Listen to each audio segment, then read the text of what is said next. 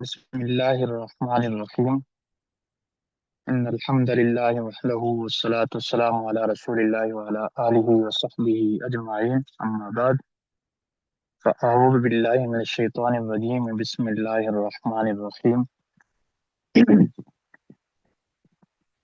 ہمارے گزشتہ 3 لیکچرز میں فلسفہ کا تعارف اور تاریخ اور مختلف مکاتب فکر کا بھی تعارف وغیرہ ہوا، جس میں مطلقاً ایک تو فلسفہ کا جو تعارف تھا اور اس کی جو تاریخ، اس کے مختلف ادوار اور اس کا ارتقاء، پھر فلسفہ یونان اور یونانی فلسفے کے بھی 3 بڑے مکاتب فکر، جو پہلے طبی فلاسفہ یا میلیٹس یا میلیتوس کے فلاسفہ، اور اسی طرح سے اس کے بعد جو سوفسطائی فلاسفہ، اور اس کے بعد کلاسیکی جو فلاسفہ ہے، اور پھر فلسفہ اسلام میں پر ہم نے بات کی، اسلام میں فلسفہ کے آنے کا پس منظر، اور پس منظر کے بعد پھر مختلف مکاتب فکر مختلف حوالوں سے،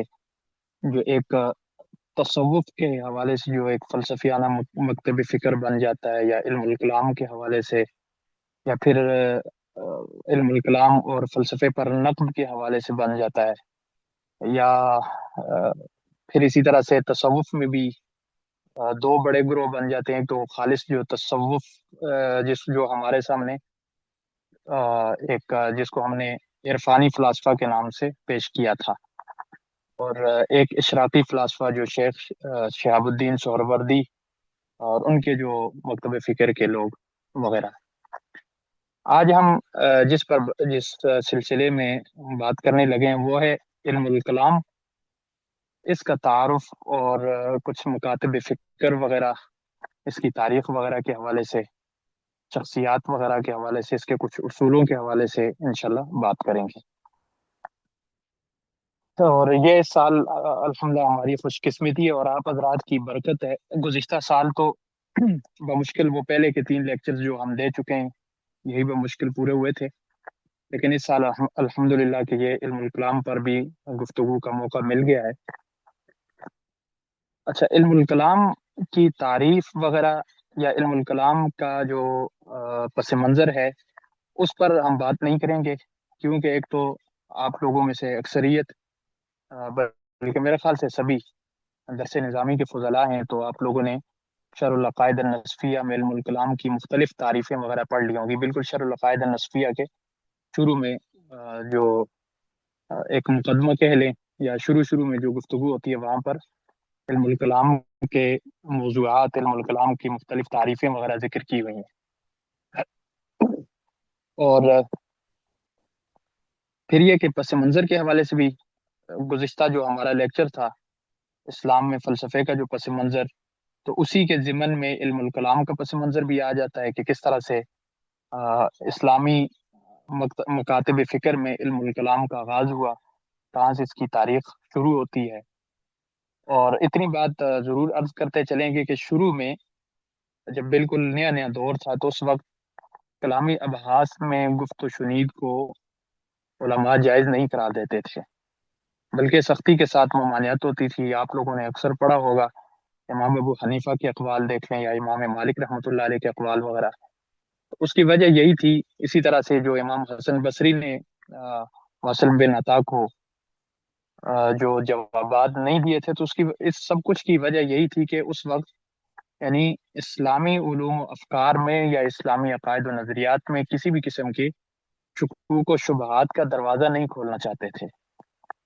لیکن بعد میں جب ضرورت پڑی تو پھر نہ صرف ائمہ کرام نے خود گفتگو کی اس پر، بلکہ اس میں باقاعدہ پڑھے اور اس میں کمانڈ حاصل کر کے مختلف فرق کے خلاف انہوں نے کام بھی کیا۔ جیسے سب سے پہلے امام احمد بن حنبل رحمہ اللہ آ جاتے ہیں، پھر امام ابو الحسن علی اشعری آ جاتے ہیں، ابو منصور ماتوریدی صاحب آ جاتے ہیں، اور پھر بعد کے جو معتزلہ ہیں، قاضی عبد الجبار ہو گیا یا عز الدین ہو گیا یا یہ لوگ ہو گئے، امام نظام وغیرہ ہو گئے، یا پھر امام غزالی ہیں، امام راضی ہیں، یا جو حضرات بھی ہیں۔ تو اس پر یعنی یہ ایک پس منظر آپ کے سامنے ہے، اور علم الکلام کے حوالے سے یہ بھی ہم کہہ سکتے ہیں کہ شروع میں کیا موقف تھا علماء کا کہ پڑھنا جائز نہیں قرار دیتے تھے، لیکن بعد میں جب ضرورت پڑی تو ظاہر ہے پھر وقت کا تقاضا بن گیا۔ ابھی ہم جو بات شروع کریں گے، سب سے پہلے ہمارے پاس اس سلسلے میں جو بحث ہے وہ ہے اہل سنت اور معتزلہ کے بنیادی مختلف فی مسائل۔ ایسے کون سے مسائل ہیں جن میں سب سے پہلے تو یہاں سے تقسیم ہو جاتی ہے نا، ایک طرف معتزلہ آ جاتے ہیں اور دوسری طرف اہل سنت آ جاتے ہیں۔ اچھا، معتزلہ میں جو ذیلی طور پر یا شروع میں ایک بذات خود ایک حیثیت کے اپنی حیثیت کے ساتھ جو لوگ تھے معتزلہ کے علاوہ، جیسے قدریہ، جبریہ، جہمیہ، کرامیہ وغیرہ وغیرہ، تو یہ اپنے افکار کے ساتھ بعد میں تقریباً معتزلہ میں ہی کھپ گئے تھے، اس لیے ان کو ہم ضروری نہیں ہے کہ ان کو بطور خاص بنیادی مسائل میں الگ رکھ کر ان کے ساتھ بھی اپنے اختلافات کی وضاحت کریں، بلکہ یہ بھی تقریباً جو کچھ ان کے نظریات وغیرہ تھے تو معتزلہ کے ہاں بھی پائے جاتے تھے، تو یہ سارا ایک ہی اسکول آف تھاٹ بن گیا تھا۔ بہرحال سب سے پہلی تقسیم کہاں سے ہو جاتی ہے؟ ایک طرف معتزلہ اور دوسری طرف اہل سنت والجماعت۔ پھر اہل سنت والجماعت میں بھی تقسیم ہو جاتی ہے، ایک طرف متکلمین ہو جاتے ہیں، دوسری طرف محدثین ہو جاتے ہیں۔ پھر متکلمین میں بھی تقسیم ہو جاتی ہے، ایک طرف اشاعرہ ہو جاتے ہیں، دوسری طرف ماتریدیہ ہو جاتے ہیں۔ یہ ایک تقسیم ہے، لیکن ہم سب سے پہلی تقسیم پر بات کریں گے جو اہل سنت اور معتزلہ کے درمیان تقسیم ہوتی ہے، کن بنیادی اصولوں پر یا کن بنیادی مسائل پر یہ تقسیم عمل میں آتی ہے۔ علامہ شہرستانی فرماتے ہیں کہ ان کے مطابق اہل سنت والجماعت اور معتزلہ کے درمیان جو مختلف فی مسائل ہیں وہ چار ہیں۔ چار کون سے ہیں؟ ایک ہے اللہ تعالیٰ کی ذات و صفات کی بحث،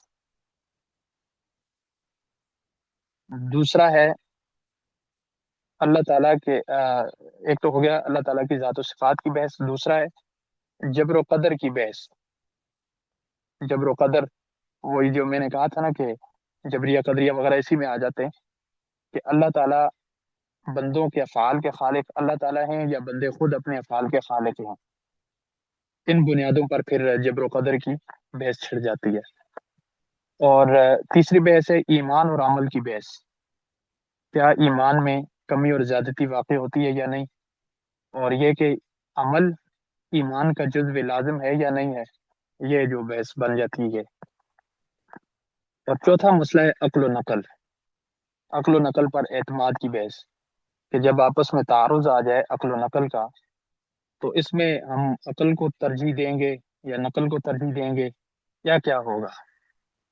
یہ بنیادی چار مسائل ہیں جو اہل سنت والجماعت اور معتزلہ کے درمیان تقسیم کر دیتے ہیں اور اختلاف ڈال دیتے ہیں۔ سب سے پہلے مسئلے پر بات کریں گے اللہ تعالیٰ کی ذات و صفات کی بحث پر۔ معتزلہ کے نزدیک بنیادی مسئلہ اللہ تعالیٰ کی ذات کو قدیم ثابت کرنا ہے۔ وہ کہتے ہیں کہ اللہ تعالیٰ کی ذات قدیم ہے، لہذا ہر وہ صفت جو اس قدم کے ساتھ شرک لازم کرتی ہے یا اس قدم کے منافی ہے، ہم اس کی نفی کر دیں گے۔ ہر وہ صفت جو اس قدم کے ساتھ شرک کو لازم کرتی ہے یا پھر اس قدم کی نفی لازم کرتی ہے، ہم اس کو کیا کر دیں گے؟ اس کی نفی کر دیں گے۔ لہذا جب اللہ تعالیٰ کی صفات پر غور کرتے ہیں تو اللہ تعالیٰ کی صفات پر غور کرتے ہی یہ بات معتزلہ سامنے لاتے ہیں کہ اللہ کے لیے کوئی بھی جب ہم صفت ثابت کریں گے تو کیا لازم آئے گا؟ کیا وہ صفت قدیم ہے یا حادث ہے؟ اگر تو وہ صفت قدیم ہے تو اس کی وجہ سے کیا ہو رہا ہے؟ تعدد قدماء لازم آ رہا ہے، اور تعدد قدماء ظاہر تعدد قدماء کا نظریہ رکھنا یہ پھر شرک کو دعوت دیتا ہے، بلکہ دعوت کیا دیتا ہے؟ شرک ہی بن جاتا ہے۔ تو لہذا جب اللہ تعالیٰ کی صفات اللہ کی ذات کا عین نہیں ہو سکتی تو لہذا ہم یعنی جب عین ہونے کی وجہ سے تعدد قدماء لازم آتا ہے تو صفات کی نفی کر دیں گے. اور اگر ہم ذات سے الگ کریں تو پھر کیا ہوتا ہے؟ پھر ایسا ہوتا ہے کہ ان میں حدوث لازم آتا ہے. اللہ تعالیٰ کی ذات کے ساتھ کسی بھی ایسی اللہ تعالیٰ کی ذات کی طرف کسی ایسی صفت کی نسبت کرنا کہ جس کے اندر حدوث لازم آتا ہو، یعنی حدوث کا مطلب جس میں یہ اس بات کا تصور کیا جا سکتا ہو کہ یہ ختم ہو جائے گی. تو اللہ کے علاوہ تو ہر چیز ختم ہونے والی ہے. تو اگر ہم اللہ کی صفات کو اللہ کی ذات کا غیر مانیں تو ظاہر ہے ہمیں یہ ماننا پڑے گا کہ وہ صفات بھی پھر ختم ہو جائیں گی. تو یعنی اگر ہم ذات کا عین مانیں تعدد قدماء لازم آتا ہے جو کہ شرک ہے. ذات کا غیر مانیں تو صفات میں حدوث لازم آتا ہے اور حدوث کی نسبت اللہ تعالیٰ کی طرف نہیں کی جا سکتی. لہذا انہوں نے صفات کی کیا کر دی؟ نفی کر دی. جبکہ اہل سنت والجماعت نے کیا کیا؟ اہل سنت والجماعت نے یہ کہا کہ چاہے وہ اشاعرہ ہوں، ماتریدیہ ہوں یا محدثین ہوں، وہ بات آگے پھر آئے گی کہ صفات میں ان کے اصول کیا ہے. لیکن فی الحال ایک معتزلہ کے ساتھ اختلاف کے طور پر اہل سنت والجماعت یہ کہتے ہیں کہ صفات کے ثابت کرنے سے تعدد قدماء لازم نہیں آتا. بہرحال ہم یہ کہیں گے کہ اللہ کی صفات نہ اللہ کی ذات کا عین ہے نہ اللہ کی ذات کا غیر ہے، بلکہ کما یلیق بشان ہی کہہ کر ہم کیفیات کو اللہ کے سپرد کر دیں گے کہ کیفیات ہم نہیں جانتے. اللہ کی صفات ہیں لیکن کیفیات ہم نہیں جانتے. تو یہ کیا ہے اہل سنت والجماعت کا موقف اس مسئلے میں. دوسری بحث ہے قدر و جبر کی بحث. معتزلہ کے نزدیک صفات فعلیہ حادث ہیں، یعنی صفات فعلیہ جو اللہ تعالیٰ کے لیے ہم کوئی صفت ثابت کرتے ہیں اور وہ کسی فعل پر مبنی ہو، جس طرح سے صفت تخلیق اللہ تعالیٰ پیدا کرتا ہے، تخلیق خالق ہونا. اب خالق جو تخلیق کرتا ہے، تخلیق ایک عمل ہے، فعل ہے. تو اس کو مثلاً اگر اللہ کے لیے ہم ثابت کرتے ہیں تو پھر کیا لازم آتا ہے کہ افعال کی نسبت اگر ہم اللہ تعالیٰ کی طرف کریں گے، صفات فعلیہ کی نسبت اگر ہم اللہ تعالیٰ کی طرف کریں گے تو کیا لازم آتا ہے؟ حدوث لازم آتا ہے. صفات فعلیہ میں حدوث ہے. کوئی بھی فعل جو ہے وہ ختم ہونے والی چیز ہے. تخلیق ہے یا پھر اسی طرح کہہ لیں کہ تخلیق کے علاوہ کوئی اور بھی آپ صفت لے لیں، سننا ہے، بولنا ہے یا کوئی بھی ہے، یہ افعال ہیں، کام ہیں، اعمال ہیں. تو ان میں حدوث ہے اور حدوث کی نسبت اللہ کی طرف نہیں کی جا سکتی. لہذا جو انسان اعمال کرتا ہے، انسان کے اعمال میں بھی حدوث ہے، خیر ہے، شر ہے. تو جب خیر اور شر بھی موجود ہے، جبکہ اللہ تعالیٰ سراپا عدل ہے، یعنی اللہ تعالیٰ کے ہاں اصول ہے کہ وہ عدل فرماتے ہیں. تو جو انسان افعال کرتا ہے اور ان افعال میں جو شر ہے، تو اگر ہم یہ کہیں کہ ان افعال کو بھی پیدا اللہ نے کیا ہے تو پھر نعوذ باللہ یہ کتنی بری بات ہے کہ ہم شر کی نسبت اللہ کی طرف کر رہے ہیں. شر کی نسبت کس کی طرف کر رہے ہیں؟ اللہ کی طرف کر رہے ہیں. لہذا اس سے بچنے کے لیے انہوں نے یہ نظریہ اختیار کیا کہ انسان کے جو اعمال ہیں، انسان کے جو افعال ہیں، ان کا خالق بھی خود انسان ہے اور کاسب بھی خود انسان ہے. یعنی خود انسان ہی اپنے اعمال خود مختار طور پر اپنا عمل کرتا ہے، عمل پیدا ہوتا ہے اور اس کو آگے عملی جامہ بھی پہناتا ہے. مثلا ہاتھ کی حرکت ہے تو یہ ایسا نہیں ہے کہ اللہ کے حکم سے یہ حرکت ہو رہی ہو یا اللہ تعالیٰ یہ حرکت دے رہا ہو، بلکہ خود انسان کی یہ تخلیق ہے کہ وہ کیا کر رہا ہے؟ ایک حرکت پیدا کر رہا ہے اور اس کو پھر اپنے اختیار کے ساتھ وہ کیا کر رہا ہے؟ استعمال بھی کر رہا ہے. جبکہ اہل سنت والجماعت کا موقف یہ ہے کہ انسان کے افعال کا خالق اللہ تعالیٰ ہے، انسان اس کا کاسب ہے. یعنی یہ جتنے بھی افعال ہیں، حرکت ہے، جو بھی فعل ہے، فعل کو پیدا اللہ نے ہی کیا ہے. ہر چیز کا پیدا کرنے والا اللہ ہی ہے. لیکن انسان اس کا کیا ہے؟ کاسب ہے، انسان ان کو عمل میں لاتا ہے، عمل میں لانے میں وہ خود مختار ہے۔ اس پر امام بخاری نے بڑا اچھا کلام کیا ہوا ہے کتاب التوحید میں۔ اسی طرح سے کتاب القدر میں بھی میرے خیال سے تھوڑی تو بہت بحث ہے، لیکن کتاب التوحید میں اچھا خاصا وہ کلام کرتے ہیں۔ تیسری بحث جو ہے وہ ایمان اور عمل کی ہے۔ یہ تو مشہور بحث ہے، آپ لوگوں کو بھی پتہ ہی ہے کہ معتزلہ کیا کہتے ہیں۔ معتزلہ کے نزدیک عمل ایمان کی شرط لازم ہے۔ عمل ایمان کی شرط لازم ہے، یعنی عمل کے بغیر ایمان مکمل نہیں ہو سکتا۔ اور جب عمل ایمان کی شرط لازم ہے تو اگر کوئی انسان عمل ترک کرے گا تو وہ ایمان سے نکل جائے گا، لیکن چونکہ اس نے دوسری طرف کفر کا کیا کہتے ہیں اقرار بھی نہیں کیا، اور ادھر یہ اگرچہ عمل نہیں کر رہا لیکن لا الہ کا اقرار بھی کر رہا ہے، ایمان کا اقرار بھی کر رہا ہے، تو اس لیے وہ کفر میں داخل بھی نہیں ہوگا بلکہ درمیان میں رہ جائے گا۔ درمیان میں ایک تیسری منزل ہے جس کو المنزلہ تو بین المنزلہ تعین کہتے ہیں۔ اور عمل کی وجہ سے ایمان پر کوئی اثر نہیں پڑتا، بلکہ بس یہی ہے کہ عمل نہیں کرے گا تو ایمان سے نکل جائے گا، عمل کرے گا تو ایمان میں رہے گا۔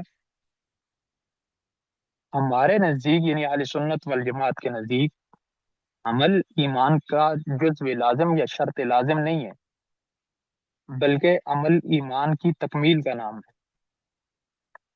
ایمان کیا ہے؟ دل کی تصدیق، زبان کا اقرار۔ دل کی تصدیق ہو گئی، زبان کا اقرار ہو گیا تو انسان مومن ہے۔ مومن سے مراد وہ نہیں، یعنی وہ اہل ایمان میں سے ہے۔ اس کے بعد اگر وہ عمل کرتا ہے تو اس کا ایمان مزید پختہ ہوتا ہے، مزید تقویت پکڑتا ہے، اور اگر عمل نہیں کرتا تو وہ فاسق ہوتا ہے، اس کا ایمان کمزور ہوتا جاتا ہے۔ یعنی ایمان میں کمی زیادتی واقع ہوتی ہے عمل کے ترک کرنے یا عمل کے اپنانے سے، اور اس پر بھی امام بخاری رحمۃ اللہ علیہ نے بڑا اچھا کلام کیا ہوا ہے۔ تو اس کی ایک مثال بھی دیکھ لیں، یا ایک استدلال قرآن مجید میں جو آیت ہے وَإِذَا تُلِيَتْ عَلَيْهِمْ آيَاتُهُ زَادَتْهُمْ ایمانا، جب ان کے سامنے قرآن کریم کی آیتیں تلاوت کی جاتی ہیں تو ان کا ایمان بڑھ جاتا ہے۔ تو اب یہ دیکھیں، تلاوت کی وجہ سے یا سماعت تلاوت کی وجہ سے ایمان بڑھ جاتا ہے، یعنی ایمان مزید پختہ ہوتا ہے، مکمل ہوتا جاتا ہے۔ تو تیسری بحث یہ تھی ہمارے درمیان اختلاف کی۔ چوتھی جو بحث ہے وہ یہ ہے کہ عقل و نقل پر اعتماد۔ امام راضی رحمہ اللہ اس کو قانون کلی کا نام دیتے ہیں۔ عقل و نقل پر اعتماد کا مطلب یہ ہے کہ جب کبھی کسی بھی مسئلے میں عقل اور نقل کا تعارض ہوگا، یعنی قرآن و سنت کی کوئی نص ہے ایک طرف عقل ہے، نص یہ کہتی ہے کہ یہ مسئلہ اس طرح سے ہے، لیکن عقل اس کو تسلیم نہیں کر پاتی۔ اس کی میں ایک مثال دیتا ہوں، جیسا کہ ہم جرابوں پر مسح کرتے ہیں تو مسح اوپر سے کرتے ہیں، حالانکہ جو گرد و غبار لگتی ہے یا دھول لگتی ہے وہ نیچے سے لگتی ہے۔ تو عقل تو یہ کہتی ہے کہ ہمیں مسح نیچے کی طرف سے کرنا چاہیے تھا، لیکن نص کیا کہہ رہی ہے کہ مسح پاؤں کے اوپر کی طرف سے کرنا چاہیے۔ تو یہ ایک قسم کا عقل و نقل کا تعارض ہے۔ تعارض کی صورت میں معتزلہ کہتے ہیں کہ عقل کو ترجیح مطلق حاصل ہوگی، یعنی مطلق طور پر عقل کو ہم ترجیح دیں گے، اور یعنی عقل کو مقدم رکھیں گے، نقل کو مؤخر کریں گے۔ اگر عقل کے مطابق نقل ہوئی تو ٹھیک ہے، نہیں تو ہم اس پر توجہ نہیں دیں گے۔ اور جبکہ اہل سنت والجماعت کے ہاں اگرچہ آگے اس میں اختلاف آئے گا، وہ اس کی بات کریں گے انشاءاللہ، لیکن اہل سنت والجماعت کے ہاں مطلق طور پر عقل کو نقل پر ترجیح نہیں دی جاتی۔ وہ آگے کلام ہے، آگے بات آ رہی ہے کہ کبھی کبھار جو متکلمین ہیں یعنی اشاعرہ اور ماتریدیہ ہیں، وہ بعض صورتوں میں عقل کو ترجیح دیتے بھی ہیں، لیکن مطلق ترجیح نہیں دیتے۔ اگر دیتے ہیں تو اس کے لیے کیا اصول ہیں، اس پر بات انشاءاللہ آگے آ رہی ہے۔ تو یہ چار بنیادی مسائل ہیں مختلف فی جن میں اہل سنت والجماعت کا آپس میں اختلاف ہے۔ اس کے بعد ہم بات کریں گے. اچھا، یہ ہمارے سامنے چار مختلف فی مسائل آ گئے. ان کی وجہ سے کیا تقسیم ہو جاتی ہے؟ اہل سنت والجماعت کی اور معتزلہ کی تقسیم ہو جاتی ہے. اب ہم اسی کو آگے بڑھاتے ہیں، عقل اور نقل کی بحث کو، کیونکہ جو صفات والی بحث ہے وہ بھی آگے آ رہی ہے. دوسری کون سی ہے؟ ایمان و عمل والی اور قدر و جبر والی. یہ ایمان اور عمل والی اور قدر و جبر والی، یہ دونوں ابحاث اتنی طویل نہیں ہیں. ویسے تو طویل ہیں اپنی نوعیت کے اعتبار سے، ہر ایک بحث طویل ہے، لیکن یہ کہ ان میں آ، اتنی زیادہ لمبے چوڑے کلام کی تقریباً ضرورت نہیں پڑتی. اصل ضرورت پڑتی ہے عقل و نقل والے مسئلے میں اور صفات والے مسئلے میں. لہذا ان دو مسائل کو ہم تفصیل کے ساتھ آگے ذکر کرتے ہیں. تو لہذا آج کے ہماری اس گفتگو کی جو دوسری بحث ہے وہ کیا ہے؟ عقل و نقل کے تعارض کا بیان. جب عقل اور نقل کے درمیان تضاد پیدا ہو تو اس معاملے میں کس کو ترجیح دی جائے گی؟ عقل کو ترجیح دیں یا پھر نقل کو ترجیح دیں؟ اس بارے میں اب ہم واضح کلام کریں گے. عقل و نقل کے تعارض میں تین بنیادی نظریات ہیں یا تین مکاتب فکر ہیں. ایک طرف معتزلہ ہیں، ان کے بالکل مخالف سمت پر محدثین ہیں، اور درمیان میں اہل یہ متکلمین ہیں، یعنی اہل سنت والجماعت کے متکلمین اشاعرہ اور ماتریدیہ. ایک طرف معتزلہ، ان کے بالکل مخالف سمت پر محدثین، اور دونوں کے درمیان میں ایک معتدل موقف جو رکھتے ہیں وہ کون رکھتے ہیں؟ اشاعرہ اور ماتریدیہ. معتزلہ کا موقف یہ ہے کہ اگر عقل اور نصوص شریعہ میں ظاہری طور پر تضاد ہو جائے اور دونوں کے درمیان تطبیق ممکن نہ ہو تو پہلا درجہ دیں گے ہم عقل کو، دوسرا درجہ دیں گے نقل کو. یعنی عقل کو نقل پر ہم ترجیح دیں گے اور ترجیح مطلق دیں گے. تطبیق نہیں ہو سکتی، بس پھر بات ختم. ترجیح دیں گے مطلق طور پر کس کو؟ نقل کو. یہ کس کا نظریہ ہوا؟ معتزلہ کا. دوسرا نظریہ کس کا ہے؟ محدثین کا. ویسے تو محدثین ہو گئے، میں نے اوپر جیسا کہ ایک اجمالی طور پر عرض کر دیا کہ اہل سنت والجماعت کا کوئی بھی فرقہ مطلق طور پر عقل کو نقل پر ترجیح نہیں دیتا، لیکن جن صورتوں میں دیتا ہے تو پھر وہ ظاہر محدثین اور متکلمین اہل اسلام متکلمین اہل سنت کا آپس میں اختلاف ہو جائے گا، تو لہٰذا اس کو ہم واضح کر دیتے ہیں. تو دوسرا نظریہ ہے محدثین کا. ان کو محدثین بھی کہتے ہیں، حنابلہ بھی کہتے ہیں. محدثین کے نزدیک عقل کی عقل اور نقل کا جب بھی تضاد ہوگا آپس میں اور تطبیق ممکن نہ ہو تو پھر مطلق طور پر ہم نقل کو ترجیح دیں گے، عقل کو ترجیح نہیں دے سکتے. اگر عقل میں بات آتی ہے تو ٹھیک ہے، نہیں آتی تو نہ آئے.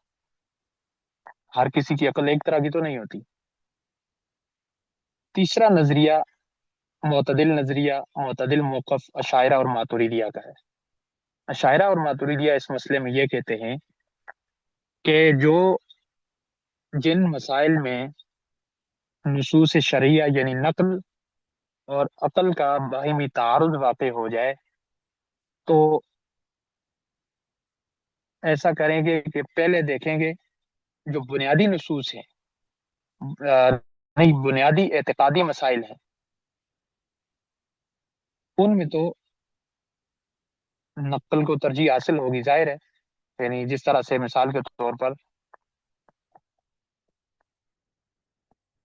اللہ ایک ہے یا نہیں ہے، تو نص نے کہہ دیا ایک ہے. اب اگر عقل نہیں مانتی تو نہ مانے. بنیادی مسائل میں نص کو ترجیح حاصل ہوگی بہر صورت، لیکن اس کے بعد کے مسائل میں ایسا ہوگا کہ نصوص کا اور عقل کا آپس میں جب تعارض واقع ہو جائے تو اگر تطبیق ممکن ہو تو ٹھیک ہے، اگر ممکن نہ ہو تو پھر ہم عقل کو ترجیح دیں گے اور عقل کے مطابق نقل کی کیا کریں گے، تعویل کریں گے. اس کا حقیقی کے بجائے مجازی معنی مراد لے سکتے ہیں، یا پھر عقل کے کیا کر سکتے ہیں، حقیقی کے بجائے مجازی معنی مراد لے سکتے ہیں، یا اسی طرح سے یعنی کسی بھی طرح سے جو تعویل ممکن ہوگی تو ہم تعویل کر لیں گے. لیکن نقل کا احترام برقرار رکھا جائے گا، نقل کا احترام کیا جائے گا.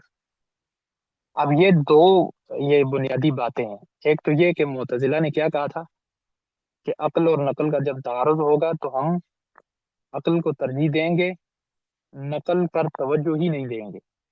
جبکہ یہاں ماتریدی اور اشاعرہ کیا کہہ رہے ہیں کہ اگر تطبیق ممکن نہ ہو تو ہم عقل کو ترجیح تو دیں گے، لیکن دو کام کریں گے کہ نقل کا بھی احترام برقرار رکھا جائے گا. ایسا نہیں ہے کہ اس کو بالکل چھوڑ دیں، نہیں، اس کا احترام برقرار رکھیں گے. اور دوسری بات یہ کہ عقلی بنیادوں پر اس کی کوئی مناسب تعویل کریں گے، جبکہ معتزلہ کے ہاں یہ تعویل کی بھی ضرورت نہیں ہوتی. تو یہ موقف ہے شاعرہ اور ماتریدیہ کا. مثال کے طور پر قرآن مجید میں ہے ید اللہ فوق ایدیہم، اللہ تعالیٰ کا ہاتھ ان کے ہاتھوں پر ہے. اب اس ہاتھ سے کیا مراد ہے؟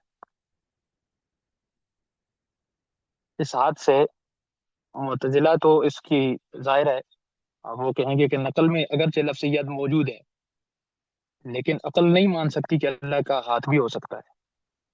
لہٰذا وہ اس صفت کی مکمل طور پر نفی کریں گے، کہ وہ کہیں گے اللہ کے ہاں، اللہ کے لیے یہ ید کی صفت ثابت ہی نہیں کر سکتے. محدثین کیا کہیں گے؟ وہ کہیں گے کہ جب نص نے کہہ دیا ہے کہ اللہ کا ہاتھ ہے، اللہ کے لیے ید ثابت ہے، تو ہم ثابت کریں گے. باقی وہ ہے کیسا، وہ کما یلیق بشان ہی ہے. اور تیسری بات کیا کہ جو شاعرہ اور ماتریدیہ ہیں وہ کیا کہہ رہے تھے کہ یہاں پر ہم عقل کو ترجیح دیں گے، کیونکہ اگر ہم نص کے مطابق ید مراد لیتے ہیں تو تجسیم لازم آتی ہے، اللہ تعالیٰ کی تشبیہ لازم آتی ہے اللہ تعالیٰ کی ذات کی. لہٰذا ہم عقل کو ترجیح دیں گے اور یہ کہیں گے کہ اللہ تعالیٰ کا ہاتھ نہیں ہو سکتا، لیکن مناسب تعویل کریں گے. اور وہ تعویل کس طرح سے کرتے ہیں کہ اس کا معنی مدد ہو سکتا ہے، یا اس کا معنی قدرت ہو سکتا ہے. تو عقل کا احترام بھی برقرار رکھا اور مناسب تعویل بھی کر لی. آسان الفاظ میں یوں کہا جا سکتا ہے، بالکل آسان سے اگر الفاظ میں کہیں، کہ جب عقل اور نقل کا تعارض ہوتا ہے، معتزلہ مطلق طور پر نقل کا انکار کر دیتے ہیں اور عقل کو ترجیح دے دیتے ہیں. محدثین مکمل طور پر عقل کا انکار کر دیتے ہیں اور نقل کو ترجیح دے دیتے ہیں. اور محدثین یہ اشاعرہ اور ماتریدیہ کیا کرتے ہیں کہ بنیادی مسائل میں، بنیادی اعتقادی مسائل میں نقل کو ہی ترجیح دیتے ہیں، لیکن فروعی مسائل میں جب تعارض ہوتا ہے تو پھر وہ ایسا کرتے ہیں کہ اگر تطبیق ممکن ہو تو ٹھیک ہے، تطبیق ممکن نہ ہو تو نقل کا احترام برقرار رکھ کر اس کی عقل کے مطابق کوئی تعبیر کر دیتے ہیں اور عقل کو ترجیح دے دیتے ہیں. یہ آسان الفاظ ہیں. یہاں پر ایک اور بات پیش نظر رہے، وہ یہ کہ اس طرح کے جو متشابہ الفاظ آ جاتے ہیں، وہی تعارض اکثر انہیں میں ہوتا ہے جو متشابہ قسم کے الفاظ آ جاتے ہیں قرآن مجید میں. ایسی صورت میں معتزلہ تو یعنی ان کا جو بھی معنی بنتا ہے اس کا انکار کر دیتے ہیں، کیونکہ انہوں نے نص کا ہی انکار کر دیا. لیکن محدثین کیا کرتے ہیں، جو بھی معنی بنتا ہے اس معنی کو لیتے ہیں، وہی معنی مراد لیتے ہیں، لیکن کیفیت کی کو تفویض کر دیتے ہیں. تفویض کا مطلب ہوتا ہے اللہ کے سپرد کر دینا، کہ ہمیں نہیں پتہ کہ کیفیت کیسی ہے. مثال کے طور پر لفظ ید ہے تو وہ کہیں گے کہ جب نص نے کہہ دیا کہ اللہ کا ہاتھ ہے تو ہے، لیکن کیسا ہے، وہ جو کیفیت ہے وہ اللہ کے سپرد ہے، ہمیں معلوم نہیں وہ کیسا ہے.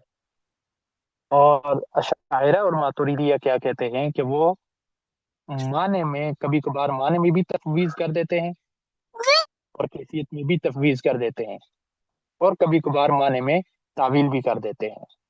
تعویل کی صورت یہی ہے جیسا کہ لفظ ید ہے، یہاں پر تعویل کی ہے کہ اس سے مراد قدرت ہے یا اس سے مراد مدد ہے، اور کیسے ہے وہ کما یلیق بشان ہی، کبھی کبھار ہمیں معلوم ہو جاتا ہے کہ اس طرح سے ہوتی ہے مدد، اور کبھی کبھار ہمیں معلوم نہیں بھی ہوتا، یعنی معنی میں تعویل، کیفیت میں تفویض، لیکن کبھی کبھار معنی میں بھی تفویض کر دیتے ہیں اور کیفیت میں بھی تفویض کر دیتے ہیں۔ اس کی مثال جو صفات ذاتیہ ہے، اللہ تعالیٰ سنتا ہے، کلام کرتا ہے، جو صفات ذاتیہ ہیں، کیسے کلام کرتا ہے، کیسے سنتا ہے، نہ تو ہمیں کیفیت معلوم نہیں، بلکہ یہاں پر بھی کیفیت ہی کی بات ہے، یا پھر یہ کہہ لیں جو استواء علی العرش والی بات ہے کہ اللہ تعالیٰ مستوی ہوئے عرش پر۔ اب مستوی کا کیا مطلب ہے؟ بہت سارے یہاں پر معنی کی بھی تفویض کر دیتے ہیں کہ ہمیں نہیں پتا کہ اس کا معنی کیا ہے، اللہ ہی جانتا ہے، اور کیسے متمکن ہوا ہے، کیفیت کیا ہے، وہ بھی ہمیں معلوم نہیں ہے، اللہ ہی جانتا ہے۔ تو یہ بات آ جاتی ہے اشاعرہ اور ماتریدیہ کی۔ اب ان کے کچھ دلائل دیکھ لیں۔ جو پہلا نظریہ تھا معتزلہ کا، ان کی ایک دلیل یہ ہے، وہ کہتے ہیں کہ عقل کبھی غلطی نہیں کر سکتی، عقل کبھی غلطی نہیں کر سکتی، کیونکہ یہ مشاہدہ، قیاس اور نتائج اخذ کرنے پر مبنی ہوتی ہے۔ تو لہذا جب یہ مشاہدہ کرتی ہے، قیاس کرتی ہے، اچھا قیاس کرتی ہے، اچھا مشاہدہ کرتی ہے، تو یہ غلطی نہیں کر سکتی۔ لہذا ہم عقل اور نقل کے تعارض کے معاملے میں عقل کو کیا کریں گے؟ ترجیح دیں گے۔ یہ ایک دلیل ہے، لیکن کمزور قسم کی دلیل ہے۔ ایک اور دلیل ہے، دوسری دلیل یہ ہے، وہ کہتے ہیں کہ شریعت میں بھی بنیادی حیثیت عقل کو ہی حاصل ہے، یعنی شریعت جو ہمارے سامنے اللہ کا پیغام آیا، وہی آئی، اللہ کا قرآن آیا، تو ہم نے کیسے سمجھا کہ یہ اللہ کا قرآن ہے؟ ہم نے کیسے سمجھا کہ یہ شریعت ہے؟ ہم نے کیسے سمجھا کہ یہ اللہ تعالیٰ کا کلام ہے، اللہ کا قرآن ہے؟ عقل کے ذریعے سمجھا نا۔ تو جب عقل نے ہی تو نقل کو سمجھا ہے، جب سمجھا ہی عقل نے نقل کو، تو پھر ہم عقل کو ترجیح دے سکتے ہیں۔ عقل کی سمجھ جب معتبر ہے تو بس ٹھیک ہے، ہم عقل کو ترجیح دیں گے۔ تیسری دلیل ایک یہ بھی دیتے ہیں، وہ کہتے ہیں کہ عقل اصل ہے، نقل فرع ہے، کیونکہ ہم نقل کی صحت عقل کے ذریعے ہی سمجھتے ہیں۔ یہ بات وہی پچھلی والی ہے، یہ اصل میں تیسری دلیل کی ایک تمہید بنتی ہے کہ ہم نے وہی کو وہی سمجھا کس کے ذریعے سے؟ عقل کے ذریعے سے۔ ہم نے قرآن کو قرآن سمجھا کس کے ذریعے سے؟ عقل کے ذریعے سے۔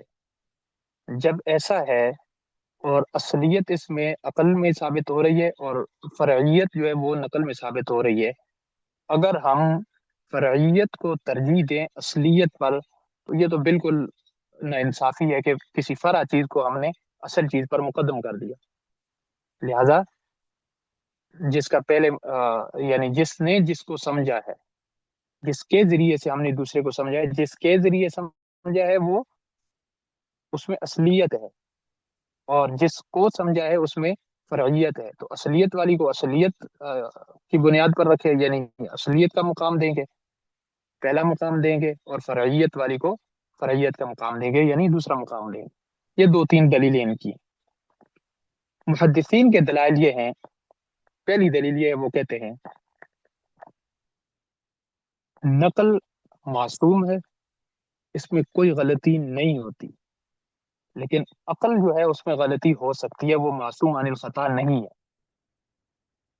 جب عقل معصوم عن الخطا نہیں ہے، عقل، اور جبکہ وحی یا نقل معصوم عن الخطا ہے، تو جو معصوم عن الخطا ہے اس کو بنیادی حیثیت حاصل ہونی چاہیے، اور جو معصوم عن الخطا نہیں ہے اس کو ثانوی حیثیت حاصل ہونی چاہیے۔ ایک دلیل ان کی یہ ہے، بالکل سمجھ لیں کہ جو معتزلہ کی پہلی دلیل تھی اس کے بالکل مخالف۔ دوسری دلیل یہ ہے، کہتے ہیں کہ نقل اصل ہے، عقل اس کے تابع ہے، نقل اصل ہے اور عقل اس کے تابع ہے، تین اعتبارات سے نقل اصل ہے اور عقل اس کے تابع ہے، وہ تین اعتبارات کون سے، یعنی اسی دلیل کے تحت تین اعتبارات ہیں۔ پہلا اعتبار، نقل اپنی ذات میں ہی صحیح ہوتی ہے، نقل اپنی ذات میں ہی صحیح ہوتی ہے، یعنی عقل اس کو صحیح سمجھے یا نہ سمجھے، اس کا یہ مطلب نہیں ہے کہ اگر عقل نے اس کو صحیح نہیں سمجھا تو وہ صحیح نہیں ہے، وہ اپنی ذات میں ہی ٹھیک ہے، وہ اپنی ذات میں ہی صحیح ہے۔ عقل صرف اس کی صحت کی تائید کرتا ہے۔ مثال کے طور پر وہی آئی ہے، اگر ایک آدمی ہے اس کی عقل ہی نہیں ہے تو اس کا یہ مطلب تو نہیں ہے کہ اس کی عقل نہیں ہے تو اس کی وجہ سے وہ وہی کو نہیں سمجھ سکتا تو وہ وہی ٹھیک نہیں ہے۔ وہی تو اپنی اصلیت کے اعتبار سے ٹھیک ہے، نقل اپنی اصلیت کے اعتبار سے ٹھیک ہے، صحیح ہے۔ ہاں، عقل کیا کرتی ہے، اس کی صحت کی تائید کرتی ہے، ایسا نہیں ہے کہ اس کی صحت عقل نے ثابت کی ہو بلکہ اس کی صحت کی تائید کرتی ہے۔ ایک اعتبار یہ ہوا۔ دوسرا اعتبار یہ ہوا کہ اگر عقل اصل ہوتی تو تمام عقول کے درمیان اختلاف نہ ہوتا۔ مثلا بنیادی اتھارٹی اگر عقل کو حاصل ہوتی، جس طرح مثال کے طور پر ہم مانتے ہیں کہ نقل کو بنیادی اتھارٹی حاصل ہے، تو نقل میں کبھی اختلاف تو نہیں ہوتا۔ لیکن عقل میں اگر اصلیت ہوتی، عقل اگر صحیح ہوتی تو تمام عقول میں پھر اختلاف نہ ہوتا، میری عقل، دوسرے انسان کی عقل، تیسرے انسان کی عقل اور چوتھے انسان کی عقل، سب لوگوں کی عقل آپس میں برابر ہوتی ہے۔ مفتی تقی عثمانی صاحب کی عقل اور فواد چودھری کی عقل آپس میں برابر ہوتی، لیکن نہیں ہے برابر، یقین کیجئے نہیں ہے۔ سمجھ آ گئی؟ اسی طرح سے ٹرمپ کی عقل اور مفتی تقی عثمانی صاحب کی عقل برابر ہوتی، لیکن نہیں ہے برابر۔ اختلاف کا ہونا اس بات کی دلیل ہے کہ تمام عقول آپس میں برابر نہیں ہے، جب برابر نہیں ہے تو عقل میں اصلیت نہیں۔ تیسرا اعتبار یہ ہے کہ عقل اصل اور نقل وہی والی جو اوپر انہوں نے بات کی تھی کہ اگر ہم عقل کو اصل مانتے اور نقل کو فرع مان لیں تو پھر ہر عقل مند شخص ایماندار ہوتا، یعنی وہ صاحب ایمان ہوتا، جبکہ ہم دیکھتے ہیں بہت سارے عقل مند لوگ صاحب ایمان نہیں ہیں۔ مثال کے طور پر بل گیٹس ہے، بڑا عقل مند ہے، کیا عقلیت پسندی کی جس نے بنیاد رکھی، ڈیکارٹ صاحب ایمان نہیں تھا، یا ارسطو بہت بڑا فلسفی تھا لیکن صاحب ایمان تو نہیں تھا۔ تو اگر عقل اصل ہوتی تو ہر عقل والا صاحب ایمان ہوتا، لیکن عقل نہیں، ہر صاحب عقل کا صاحب ایمان نہ ہونا اس بات کی دلیل ہے کہ عقل اصل نہیں ہے۔ اور یہ کچھ تین چار اعتبارات ہیں ان کے محدثین کے۔ اشاعرہ اور ماتریدیہ کے جو دلائل ہیں وہ اصل میں جب انہوں نے یہ بات کہہ دی نا کہ ہم بنیادی عقائد میں نقل کو ہی اصل مانیں گے، تو پھر جو محدثین کے دلائل ہیں وہی دلائل ان کے بھی ہیں۔ لیکن جب وہ کہتے ہیں کہ ہم بعض فروعی مسائل میں عقل کو ترجیح دیں گے، تو پھر جو معتزلہ والے دلائل ہیں وہی ان کے دلائل ہوں گے۔ لیکن معتزلہ کے ساتھ فرق کرنے کے لیے ان کے ہاں تین چار اصول بھی ہوں گے۔ کون سے تین چار اصول ہیں؟ ایک یہ کہ معتزلہ نے تو عقل کو ترجیح دے کر نقل کو بالکل چھوڑ دیا تھا، انکار کر دیا تھا، اس پر توجہ ہی نہیں دی تھی، جبکہ یہ عقل کو اگر ترجیح دیتے ہیں تو نقل کی ساتھ کیا کرتے ہیں، مناسب تعویل کرتے ہیں اور نقل کا احترام کرتے ہیں، بالکل چھوڑ نہیں دیتے بلکہ اس کا احترام کرتے ہیں، اس کی کوئی مناسب تعویل کر کے اس کو بھی لیتے ہیں۔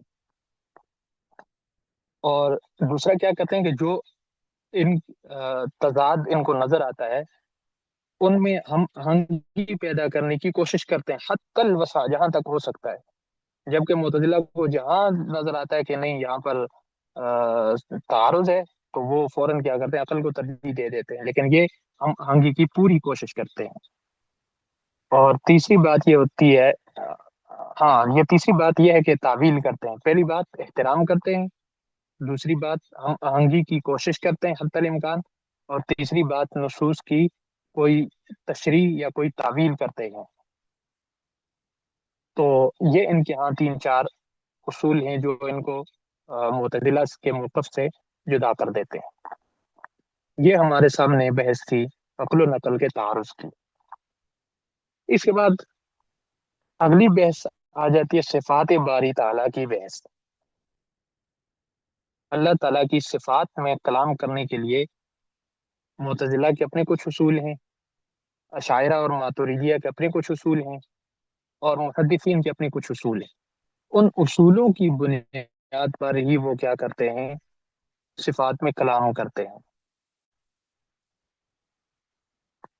سب سے پہلے معتزلہ کا ایک بنیادی اصول ہے، کچھ اصول مطلب یہ اشاعرہ ماتریدیہ والے بھی وہ لیتے ہیں لیکن وہ اپنی تائید کے لیے لیتے ہیں. بنیادی اصول صفات میں بحث کرنے کا ان کا ایک ہی ہے.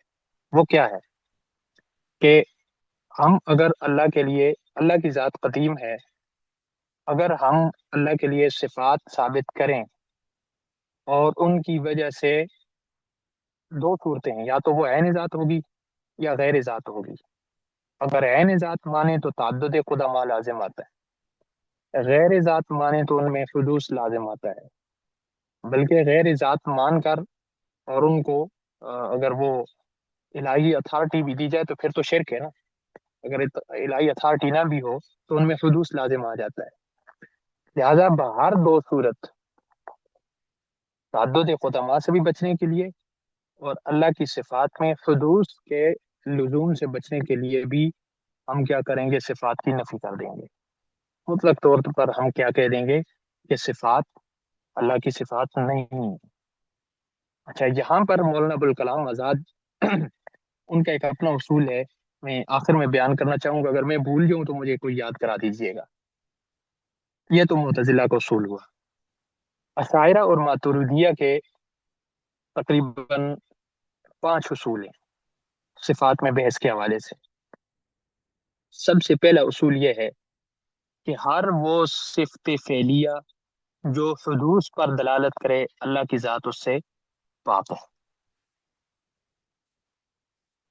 ہر وہ صفت فعلیہ جو حدوث پر دلالت کرے، حدوث کا مطلب معلوم ہے نا کہ حادث ہونے والی ہو، یعنی اس کے جس طرح سے کام ہوتے ہیں، کام میں تغیر ہوتا ہے. مثال کے طور پر میں سن رہا ہوں تو ابھی میں شاید تھوڑا کم سن رہا ہوں، بعد میں تھوڑا زیادہ سنوں گا، تو یہ کم یا زیادہ ہونا یہ تغیر ہے. اور جس چیز میں تغیر ہوتا ہے، تبدیلی آتی ہے، وہ اس کے حدوث کی دلیل ہوتی ہے، اس کے ختم ہونے کی دلیل ہوتی ہے. تو جس چیز میں ختم ہونے کی دلیل ہو، موجود ہو یا نشانیاں موجود ہوں، اس کو ہم کیا کہتے ہیں کہ یہ حادث ہے. تو اللہ تعالیٰ کے لیے اگر ہم صفات فعلیہ ثابت کریں تو ظاہر ان میں فعل ہے، تو ہر فعل میں حدوث موجود ہوتا ہے. تو اس لیے ہر وہ صفت فعلیہ جس میں حدوث ہو، اس سے اللہ کی ذات کیا ہے، پاک ہے. لیکن اس اصول پر ایک سوال ہو جائے گا، یا پھر یوں کہہ لیں کہ یہاں پر ایک مسئلہ پیدا ہو جاتا ہے کہ ہم تو یہ بات ثابت کرتے ہیں کہ اللہ تعالیٰ کی صفت ہے تخلیق کرنا، پیدا کرنا، یہ تو اللہ کی صفت ہے اور صفت فعلیہ ہے، اور اس کو ہم ثابت بھی کرتے ہیں، جبکہ اصول کیا کہہ رہا ہے کہ اس سے اللہ کی ذات پاک ہونی چاہیے.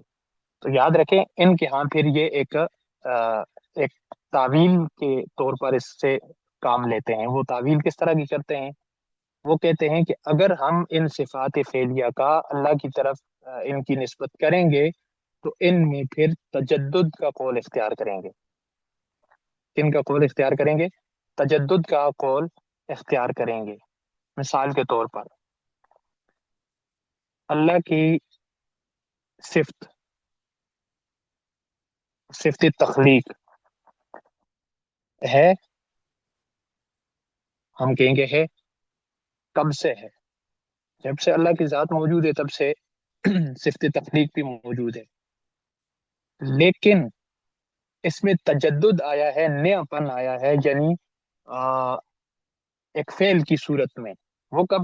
جب اللہ نے کائنات کو پیدا کیا، یعنی صفت پہلے سے موجود ہوتی ہے لیکن اس میں تجدد ہوتا ہے، اس تجدد کی وجہ سے ہم اس کو صفت فعلیہ کا نام دے دیتے ہیں۔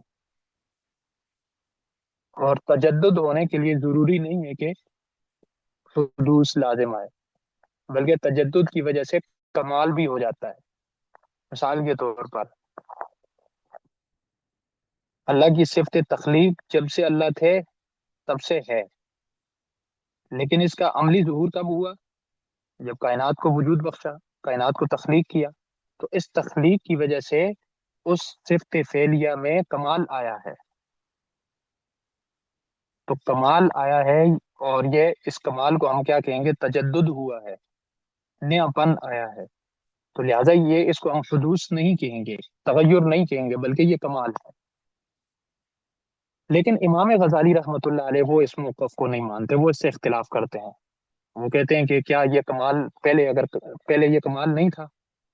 اگر نہیں، کمال پہلے نہیں تھا تو یہ تو پھر نقص ہے، اور اللہ تعالیٰ کی ذات تو نقائص سے بھی پاک ہے۔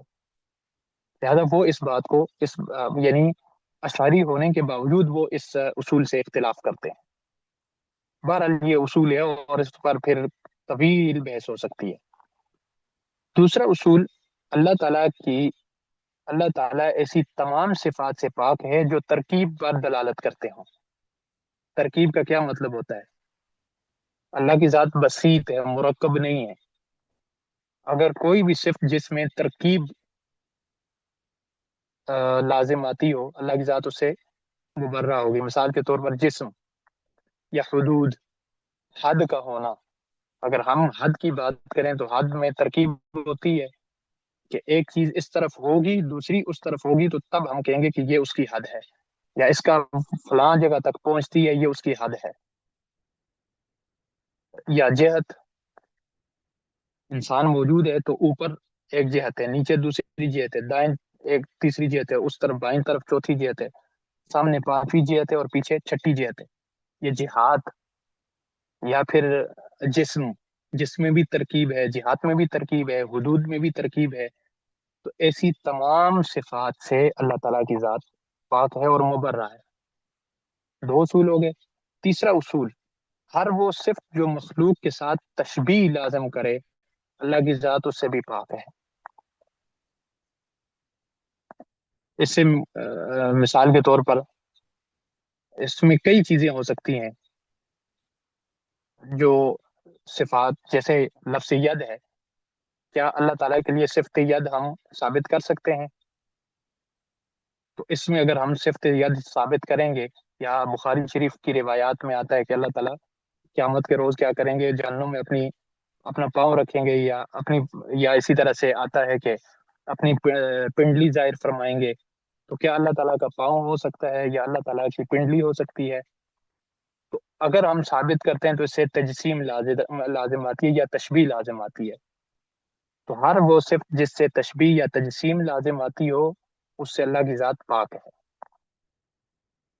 اس اصول کی بنیاد پر ماتریدیہ اور اشاعرہ نے کیا کیا کہ 7 یا پھر 8، اشاعرہ کے نزدیک 7 اور ماتریدیہ کے نزدیک 8 صفات کو ذاتیہ مانا، اور اس کے علاوہ باقی تمام صفات کو فعلیہ مانا، لیکن وہ تعویل، تجدد والی تعویل کے ساتھ، اور تشبیہ اور تجسیم سے بچنے کی کوشش کی۔ چوتھا اصول، عقل اور نقل، کہ جب بھی عقل اور نقل کا ٹکراؤ لازم آئے گا، جو اوپر میں نے بات کر بھی دی، تو ایسی صورت میں کیا کریں گے؟ اگر تطبیق ممکن ہو تو ٹھیک ہے، ممکن نہ ہو تو عقل کو ہم ترجیح دیں گے، لیکن نقل کی مناسب تعویل کریں گے اور تطبیق دینے کی کوشش کریں گے۔ پھر اس میں آگے وہ بات آ جاتی ہے کہ وہ جو نقل ہے، وہ جو نص ہے، وہ یا تو خبر واحد ہوگی، یا متواتر ہوگی، یا قرآن کریم کی نص ہوگی۔ جب متواتر ہوگی یا قرآن مجید کی نص ہوگی تو اس میں ہم یہی تعویل کریں گے، حقیقی معنی ہے تو اس سے مجازی معنی مراد لے لیں گے۔ یہ تعویل ہی ہے، جیسے لفظ ید کا حقیقی معنی ہاتھ ہے، مجازی معنی مدد ہے یا قدرت ہے، تو ہم وہاں قدرت مراد لے رہے ہیں۔ اور اگر وہ خبر واحد ہے تو پھر ہم اس کو چھوڑ سکتے ہیں، یعنی خبر واحد کو ہم عقائد کی دنیا میں دلیل نہیں بنا سکتے۔ اس قاعدے کو امام راضی قانونی کلی کہتے ہیں۔ اچھا، پانچواں اصول، ورود نص جواز کی دلیل، یعنی امام غزالی رحمۃ اللہ علیہ یہ اصول اختیار فرماتے ہیں۔ وہ کہتے ہیں کہ اگر کسی صفت کا ذکر شریعت میں آ گیا تو یہی اس کے ممکن ہونے کی دلیل ہے، وہ عقلی طور پر محال نہیں ہو سکتی۔ ہاں، یہ بات ہے کہ عقل کی سمجھ سے بالا تر ہو سکتی ہے، لیکن عقلی طور پر وہ محال نہیں ہو سکتی۔ لہذا کسی بھی صفت کا ذکر شریعت میں آنا یا نص میں آنا اس بات کی دلیل ہے کہ وہ عقلی طور پر محال ہے۔ لہذا ہم جو بھی کوئی صفت نص میں اس کا جب ذکر ہوگا تو ہم اس صفت کو مانیں گے، اور مان کر کیا کریں گے، اس کی آگے پھر بات آ جاتی ہے کہ تعویل کریں گے یا کیا کریں گے۔ یہ پانچ اصول ہیں اشاعرہ اور ماتریدیہ کے، جن کی بنیاد پر وہ صفات میں کلام کرتے ہیں۔ ایک تمام حضرات کا مشترکہ قاعدہ ہے، چاہے وہ معتزلہ ہوں، چاہے وہ اہل سنت اشاعرہ ماتریدیہ ہوں، چاہے وہ محدثین ہوں، تمام کے نزدیک ایک متفقہ قاعدہ بھی ہے۔ وہ کیا ہے؟ وہ یہ ہے کہ صفات کی بحث میں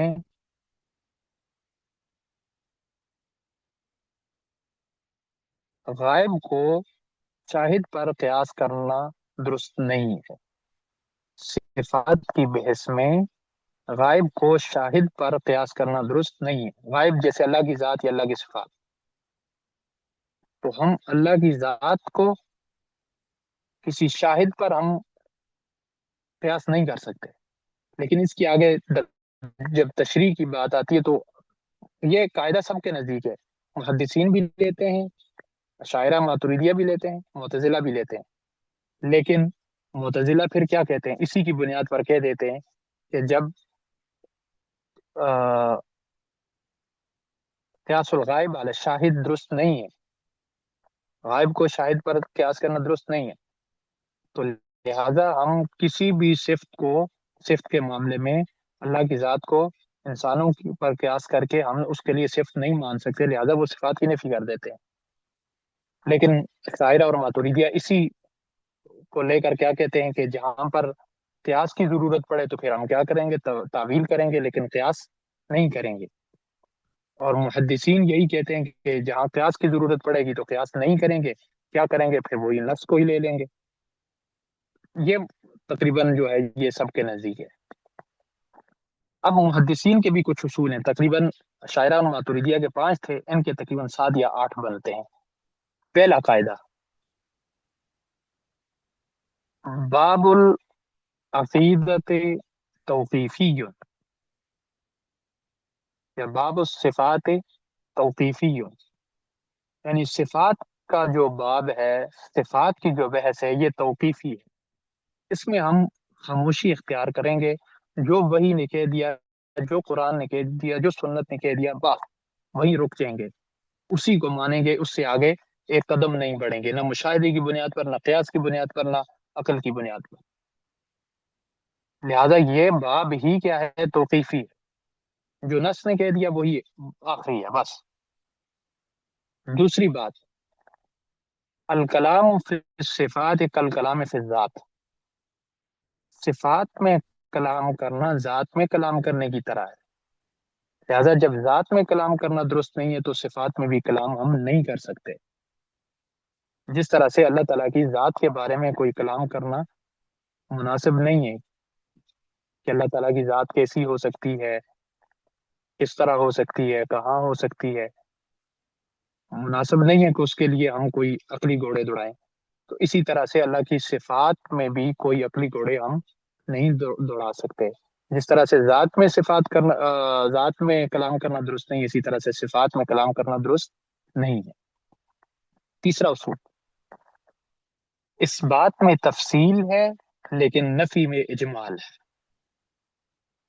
اس بات میں تفصیل ہوگی لیکن نفی میں اجمال ہوگا، یعنی جب ہم اللہ تعالیٰ کے لیے کوئی صرف ثابت کر رہے ہوں گے تو ثابت کرنے کے لیے تفصیلات میں ہم جائیں گے. مثال کے طور پر اللہ تعالیٰ نے کہہ دیا کہ ید اللہ فوق ایدیہم، کہ اللہ تعالیٰ نے کہہ دیا حی قیوم علیم بصیر، تو ہم اس کی تفصیلات میں جا سکتے ہیں کہ اللہ تعالیٰ حی ہے، یعنی وہ ہمیشہ سے زندہ ہے، ہمیشہ زندہ رہے گا. قیوم ہے، وہ ہمیشہ سے قائم تھا، منتظم ہے، نظام قائم فرماتا ہے، ہمیشہ کرتا رہے گا. علیم ہے، وہ ذرے ذرے کی سن سکتا ہے. تفصیلات میں جا سکتے ہیں. لیکن جہاں پر کسی بات کی نفی کریں گے اللہ تعالیٰ، نفی کی صورت میں صفت ہوگی جیسے لیس کمثلہ شیء، کہ اللہ کی طرح کوئی بھی چیز نہیں ہے. تو ہم پھر یہ نہیں کہیں گے کہ جیسے اللہ زندہ ہے تو ایسا کوئی زندہ نہیں ہے، جیسے اللہ تعالیٰ کو اونگ نہیں آتی تو ایسے کسی اور کو اونگ نہیں آتی، یا یہ وہ، یعنی ہم تفصیل میں نہیں جائیں گے. بس اللہ نے کہہ دیا، جہاں جس چیز کی جس نفی کر دی، بس اجمالی طور پر اس کو مان لیں گے کہ ہاں اس چیز کی اللہ تعالیٰ سے نفی ہے. جیسے اللہ تعالیٰ کو اونگ نہیں آتی، کیسے نہیں آتی اس کی تفصیلات میں نہیں جائیں گے. اللہ تعالیٰ کی طرح کوئی بھی چیز نہیں ہے، کیسے نہیں ہے صرف ثابت کریں گے تو تفصیل میں جائیں گے، لیکن جب نفی کریں گے تو تفصیل میں نہیں جائیں گے. اس کی وجہ یہ ہے، اصل میں اس قاعدے کے پیچھے جو لاجک ہے وہ یہ ہے کہ کہیں نفی کرتے کرتے ہم کسی ضروری چیز کی نفی نہ کر دیں. تو اس لیے وہ کہتے ہیں کہ جو نفی ہے تو اس میں ہم اجمال سے ہی کام لیں گے. اور چوتھا قاعدہ جو ہے وہ یہ ہے، صفات حقیقت پر مبنی ہے، مجاز نہیں چلے گا. یہ بھی محدثین کا قاعدہ ہے کہ جب اللہ تعالیٰ نے نص میں کہہ دیا کہ یہ میری صفت ہے، اللہ نے کہہ دیا انہ سمیع علیم، اللہ نے کہہ دیا کہ ید اللہ فوق ایدیہم، لفظ ید ثابت کیا، یا لفظ استوا جو صفت استوا ثابت کی، یا صفت ید ثابت کیا، یا صفت رویت ثابت کی، تو یہ اپنے حقیقی معنی پر ہی لیے جائیں گے. اور ہم یہ کہیں گے کہ اللہ تعالیٰ کی رویت بھی ہے، اللہ تعالیٰ کے ہاتھ بھی ہیں، اور اللہ تعالیٰ کی پنڈلی کا کہا ہے تو پنڈلی بھی ہے. لیکن وہ بات آ جاتی ہے کہ وہ کیسی ہے، کیفیت ہم اللہ کے سپرد کر دیں گے، تفویض کر دیں گے. لیکن اس کو مجازی معنی میں لینا یہ جائز نہیں ہوگا محدثین کے نزدیک، جبکہ شاعرہ ماتوریدیہ نے اس کو کیا کیا تھا، مجازی معنی میں لے لیا تھا. پانچواں جو ہے وہ اسماء صفات اور اخبار میں فرق کریں گے. اسماء میں، صفات میں اور اخبار میں فرق کریں گے. یعنی اللہ تعالیٰ کی کچھ صفات ایسی ہیں جو اللہ تعالیٰ کے ناموں کی وجہ سے ثابت ہوتی ہیں. جیسے اللہ نے بہت سارے نام اپنے گنوائے ہیں، کہ الباعث، الحق، الرشید، الصبور، الولی، الوکیل، فلاں فلاں. تو یہ ہر ایک اسم اللہ کے لیے ایک صفت ثابت کرتا ہے. لیکن جیسے یہاں پر اجمال ہے، ہم ایسے ہی اجمالی طور پر ان کو قبول کریں گے اسماء کے معاملے میں. لیکن جہاں پر صفات کی بات آئے گی تو قدر تفصیل ہم ذکر کر سکتے ہیں. جیسے اوپر بات ہوئی کہ نفی والی ہوں گی تو ان میں تو نہیں کریں گے، لیکن جو اس بات والی ہوں گی تو ان میں ہم قدر تفصیلی بات کر سکتے ہیں، کیونکہ نص نے کہہ دیا ہے. اور اخبار، اخبار میں مزید ہم وضاحت کے ساتھ بات کر سکتے ہیں. جیسے اللہ تعالیٰ نے اپنے بارے میں کوئی خبر دی ہے کہ اللہ تعالیٰ واجب الوجود ہے، یا اللہ تعالیٰ قدیم ہے، اللہ تعالیٰ خالق ہے. تو جو اللہ تعالیٰ اپنے بارے میں کوئی اس طرح کی خبر دیتے ہیں تو ان میں ہم کافی تفصیلی گفتگو کر سکتے ہیں. تو اسماء میں اجمال استعمال کریں گے، اختیار کریں گے. صفات میں قدر وضاحت کریں گے، اور اخبار میں کافی وضاحت کر سکتے ہیں. اور چھٹا اصول ان کے ہاں تفویض، معنی میں تفویض نہیں ہوگی، کیفیت میں صرف تفویض ہوگی. شاعرہ ماتریدیہ کے ہاں تو کبھی کبھار معنی میں بھی تفویض چل جاتی ہے نا، جیسے میں نے استواء علی العرش کے بارے میں بتایا. لیکن ان کے نزدیک معنی میں کبھی بھی تفویض نہیں کریں گے، جو نص نے معنی دیا ہے بس اس معنی کو ہم لیں گے، لیکن کیفیت میں کیا کریں گے، تفویض کر دیں گے. یہ چھٹا اصول تھا. اور ساتواں ایک ان کا اصول ہے، وہ یہ ہے کہ اشتراک لفظی سے مماثلت لازم نہیں آتی، اشتراک لفظی سے مماثلت لازم نہیں آتی۔ مطلب کیا ہے؟ اللہ تعالیٰ کی کچھ صفات ایسی ہیں جو اللہ کی صفت ہے، مخلوق کی بھی صفت ہے، لیکن یہ لفظی طور پر ہے، تو اس کا ضروری نہیں ہے کہ وہ حقیقت میں بھی آپس میں مشترک ہوں۔ جیسے اللہ تعالیٰ سمیع ہے، سنتا ہے، انسان بھی سنتا ہے، تو اب اللہ بھی سنتا ہے، انسان بھی سنتا ہے، اس کا یہ مطلب نہیں ہے کہ نعوذ باللہ اس کی وجہ سے تمثیل لازم آ جائے، مماثلت لازم آ جائے، نہیں، بلکہ اللہ کی سماعت کما یلیق بشان ہی ہے، اور انسان کی سماعت انسان کے حساب سے، جبکہ یہ اصل میں انہوں نے معتزلہ کے مقابلے میں قاعدہ اختیار کیا ہے۔ تو معتزلہ کیا کرتے ہیں کہ جہاں پر اشتراک لفظی لازم آ رہا ہو، اشتراک لفظی سے مماثلت لازم آ رہی ہو، تو وہاں اس صفت کی بھی نفی کرتے ہیں۔ تو لہٰذا معتزلہ جو ہیں وہ اللہ تعالیٰ کے لیے صفت سمیع، علیم وغیرہ یہ بھی ثابت نہیں کرتے۔ تو یہ ان کے کچھ اصول تھے محدثین کے۔ اب تمام جو یہ فرق کلامیہ ہیں، ان کی کچھ بنیادی شخصیات اور بنیادی کتب کے حوالے سے بھی ہلکی سی وضاحت کر دیتے ہیں تاکہ ایک تعارف ہو جائے۔ معتزلہ کے عام بنیادی شخصیات، سب سے پہلی شخصیت، یہ ہماری اگلی بحث شروع ہو رہی ہے، تمام فرق کلامیہ کی بنیادی شخصیات اور بنیادی کتب۔ معتزلہ کے ہاں سب سے بڑی شخصیت واصل بن عطا ہیں، ان کے بانی مبانی ہیں۔ پھر ان کے بعد عمر بن عبید ہیں، انہوں نے تقدیر کے انکار پر اچھا خاصا کلام کیا ہے۔ واصل بن عطا کے یہ دست راست بھی تھے، اور تقدیر انکار پر انہوں نے بڑا کلام کیا، عمر بن عبید۔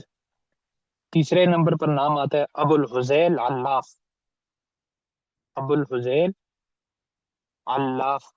انہوں نے جور اور عرض کی جو ابحاث یونانی فلسفے سے یہاں اسلام میں متعارف ہوئے ہیں، تو اس کو خوب چھیڑا ہے۔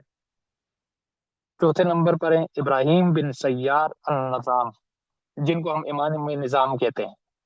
یہ آپ نے اس میں بھی پڑھا ہوگا، مختصر المعانی میں بھی نظام صاحب آتے رہتے ہیں یہ۔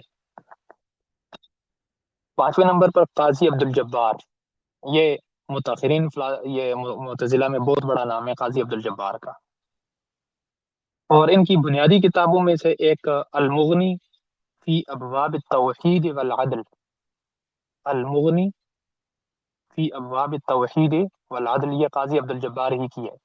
اور ایک یہ جو الکشاف ہے علامہ زمخشری کی، الکشاف کو بھی ان کے یہاں بنیادی حیثیت حاصل ہے۔ اس کے بعد دوسرا نمبر آ جاتا ہے محدثین کا۔ محدثین میں سب سے پہلے امام احمد بن حنبل ہیں، جو محدثین کے بانی مبانی بھی ہیں، اور فتنہ خلق قرآن کے دور میں انہوں نے جو خلق قرآن کے حوالے سے بات کی ہے وہ آ جاتے ہیں۔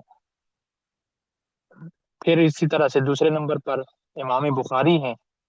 امام بخاری نے ایک باقاعدہ کتاب لکھی ہے جس کے خلق افعال العباد کے نام سے، یہ کوئی کتابچہ ہے ان کا، اس کی وجہ سے ان کو بھی بنیادی حیثیت حاصل ہے۔ اور پھر اسی طرح سے جو بخاری شریف ہے، اس کی جو آخر میں کتاب توحید ہے، اس میں بھی ان کا اچھا خاصا کلام ہے۔ پھر ایک اور ہے ان کے امام ابن خزیمہ، وہی جو صحیح خزیمہ حدیث کی کتاب ہے، وہی والے امام ابن خزیمہ۔ چوتھے نمبر پر امام ابن تیمیہ ہے، جنہوں نے منہاج السنہ لکھی ہے، اور یہ تو محدثین کے ہاں ان کا تو بنیادی حیثیت حاصل ہے۔ امام ابن قیم ہیں، اور یہ ابن تیمیہ کے شاگرد ہیں، اور انہوں نے ابن تیمیہ کے افکار کو خوب تقویت دی ہے۔ بنیادی کتابوں میں ان کی کتاب السنہ، یہ خود امام احمد بن حنبل کی ہے۔ کتاب التوحید یہ امام ابن خزیمہ کی ہے، اور منہاج السنہ یہ ابن تیمیہ کی ہو گئی۔ پھر آ جاتے ہیں اشاعرہ۔ اشاعرہ میں سب سے پہلا نام امام ابو الحسن علی اشعری رحمہ اللہ کا ہے۔ دوسرا نام امام باقلانی کا ہے، باقلانی مشہور ہیں، اشعری ہیں۔ تیسرا نام امام الحرمین جوینی کا ہے، یہ امام غزالی کے استاد بھی تھے، امام الحرمین الجوینی۔ چوتھا نام امام غزالی کا ہے، اور پانچواں نام امام فخر الدین رازی کا ہے۔ فخر الدین رازی جو ہیں یہ بھی کلامی ابحاث میں اشاعرہ کی طرف تھے۔ بنیادی کتابیں ایک مقالات الاسلامیین، یہ خود ابو الحسن علی اشعری صاحب کی ہے، اور پھر ایک کتاب الاقتصاد فی الاعتقاد، کتاب الاقتصاد نام نہیں ہے بلکہ الاقتصاد فی الاعتقاد، یہ امام غزالی کی ہے، اور یہ کتاب پڑھنے کی ہے۔ اس میں بطور خاص انہوں نے 10 دعوے کیے ہیں، مثلا اللہ تعالیٰ کی توحید کے بارے میں کلام کرتے ہیں ایک دعویٰ، اللہ تعالیٰ کی صفات کے بارے میں کلام کرتے ہیں دوسرا دعویٰ، اور کائنات کے حدوث حادث ہونے کے بارے میں کلام کرتے ہیں تیسرا دعویٰ۔ اس طرح سے یہ دعوات ان کے پڑھنے کے ہیں، اور بطور خاص جو توحید پر انہوں نے بات کی ہے، یقین کیجئے بہت زبردست بات کی ہے، بڑا زبردست کلام کیا۔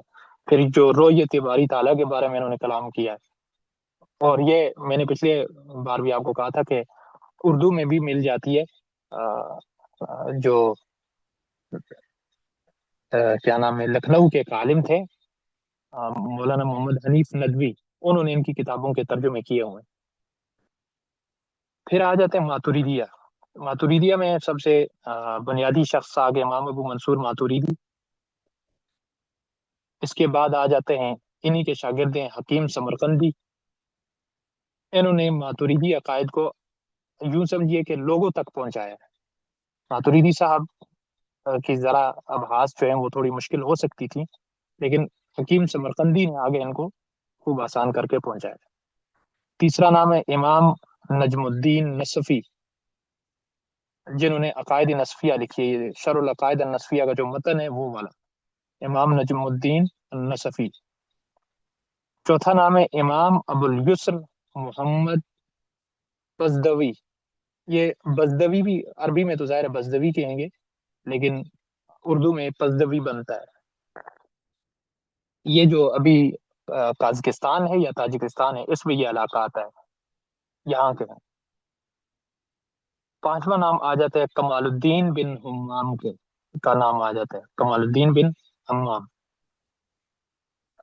انہوں نے شاعرہ اور ماتوریدیہ کے درمیان جو علمی اختلافات وغیرہ تھے ان کو واضح کرنے کی کوشش کی، اور بنیادی کتابیں ایک تو کتاب التوحید ہے، یہ امام ابو منصور ماتوریدی کی اپنی کتاب ہے، اور ایک ہے العقائد النصفیہ، یہ امام نجم الدین نصفی کی، جو جس کی ہم شرح علامہ تفتزانی والی پڑھتے ہیں، شرح العقائد النصفیہ کے نام سے۔ یہ گفتگو تھی آج کی ہماری، ایک تعارفی گفتگو ہی تھی۔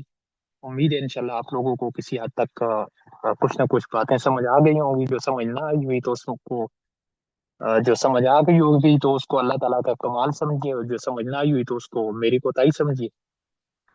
تو ابھی آپ لوگوں کو ایک اسائنمنٹ دی جاتی ہے،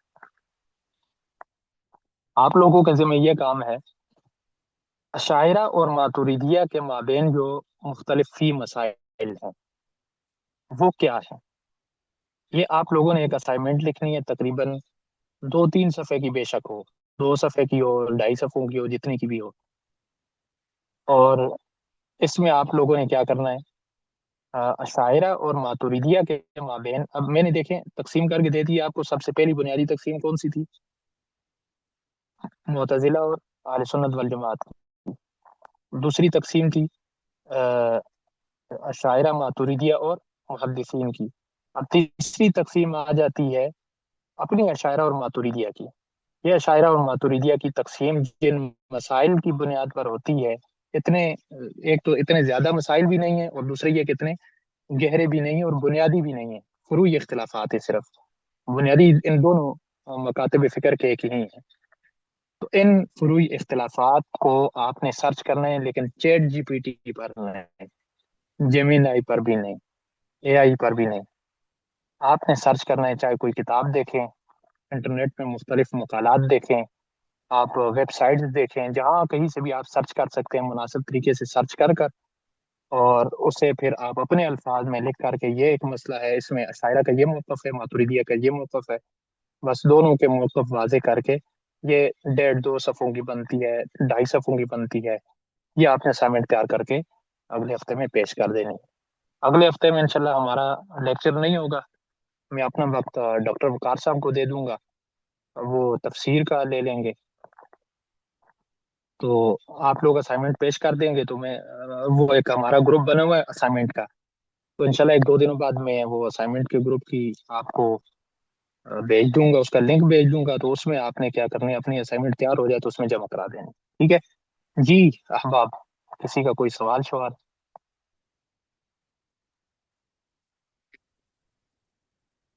अस्सलाम वालेकुम warahmatullahi wabarakatuh। शेख आवाज आ रही है? हाँ, वालेकुम अस्सलाम वरहमतुल्लाह रही। मेरे दो तीन सवाल हैं। पहला सवाल तो मैं ये है कि सिफात के बारे में मुतज़िला ने भी दलाइल पेश किए हैं, और अशायरा और मातुरिदी ने भी, और मुहद्दिसीन ने भी। लेकिन मुहद्दिसीन ने ये हम्म। बात कही है कि हम मानते तो हैं कि अल्लाह के हाथ भी हैं और जिस्म भी है वगैरह, लेकिन उसकी तफवीज हम कर देते हैं कमा एली को भी शान ही। मेरा सवाल ये कि कम अज कम हम्म। मुतज़िला ने दलील तो पेश की है। मैं एक मुतज़िले को कैसे कायल करूंगा कि वो इस बात को माने ही ना कि भाई मैं दलील दे रहा हूँ, आप ये बात कर रहे हैं कि भाई कमाई अली को भी शान है। अगर आप कहते हैं कि अल्लाह का हाथ है, जिस्म है, तो फिर उसको साबित भी कर दे कि वो कैसा है। ये कोई दलील नहीं है कि आप ये बात मानते हैं कि अल्लाह का हाथ है, जिस्म है, लेकिन ये नहीं पता कि वो कैसे है। ये पहला सवाल। हम्म। अच्छा, इस बारे में मुहद्दिसीन ये जवाब देंगे, उनका आपने उसूल मान लिया ना कि जब शरीयत ने कह दिया है, नस ने कह दिया है, बस यही दलील है। नस ने कह दिया है कि अल्लाह का हाथ है, वो अकली तौर पर समझ आता है तो ठीक है, नहीं समझ आता तो ना है। नस ने कह दिया है तो बस है, यही इनकी दलील है। यानी नस को इन्होंने क्या कर दिया, बुनियादी अथॉरिटी दे दी, नस ने कह दिया है तो बस नस का कहना ही काफी है। इनका उसूल ही यही बनता है ना कि यही तारुज है ना, कि अकल और नकल का तारुज हो गया तो इन्होंने अकल को तरजीह दे दी, नस की बात मान ली। अकल में आती है तो आए, नहीं आती तो ना आए।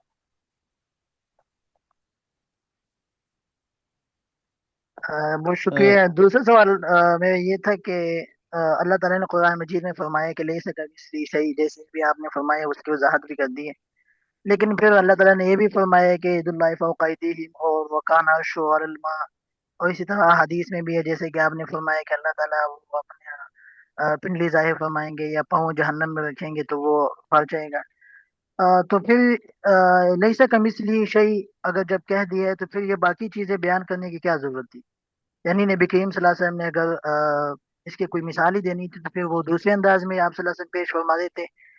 या अल्लाह ताला ने एक जगह पर ले सका मिसली कह दिया, और दूसरी जगह पर कह दिया कि यदुल्लाहि फौqa अयदीहिम व काना अर्शु अलल मा, तो इससे तो जिस्म साबित हो रहा है, अर्शु अलल मा से भी, और यदुल्लाहि फौqa अयदीहिम इससे भी जिस्म साबित हो रहा है।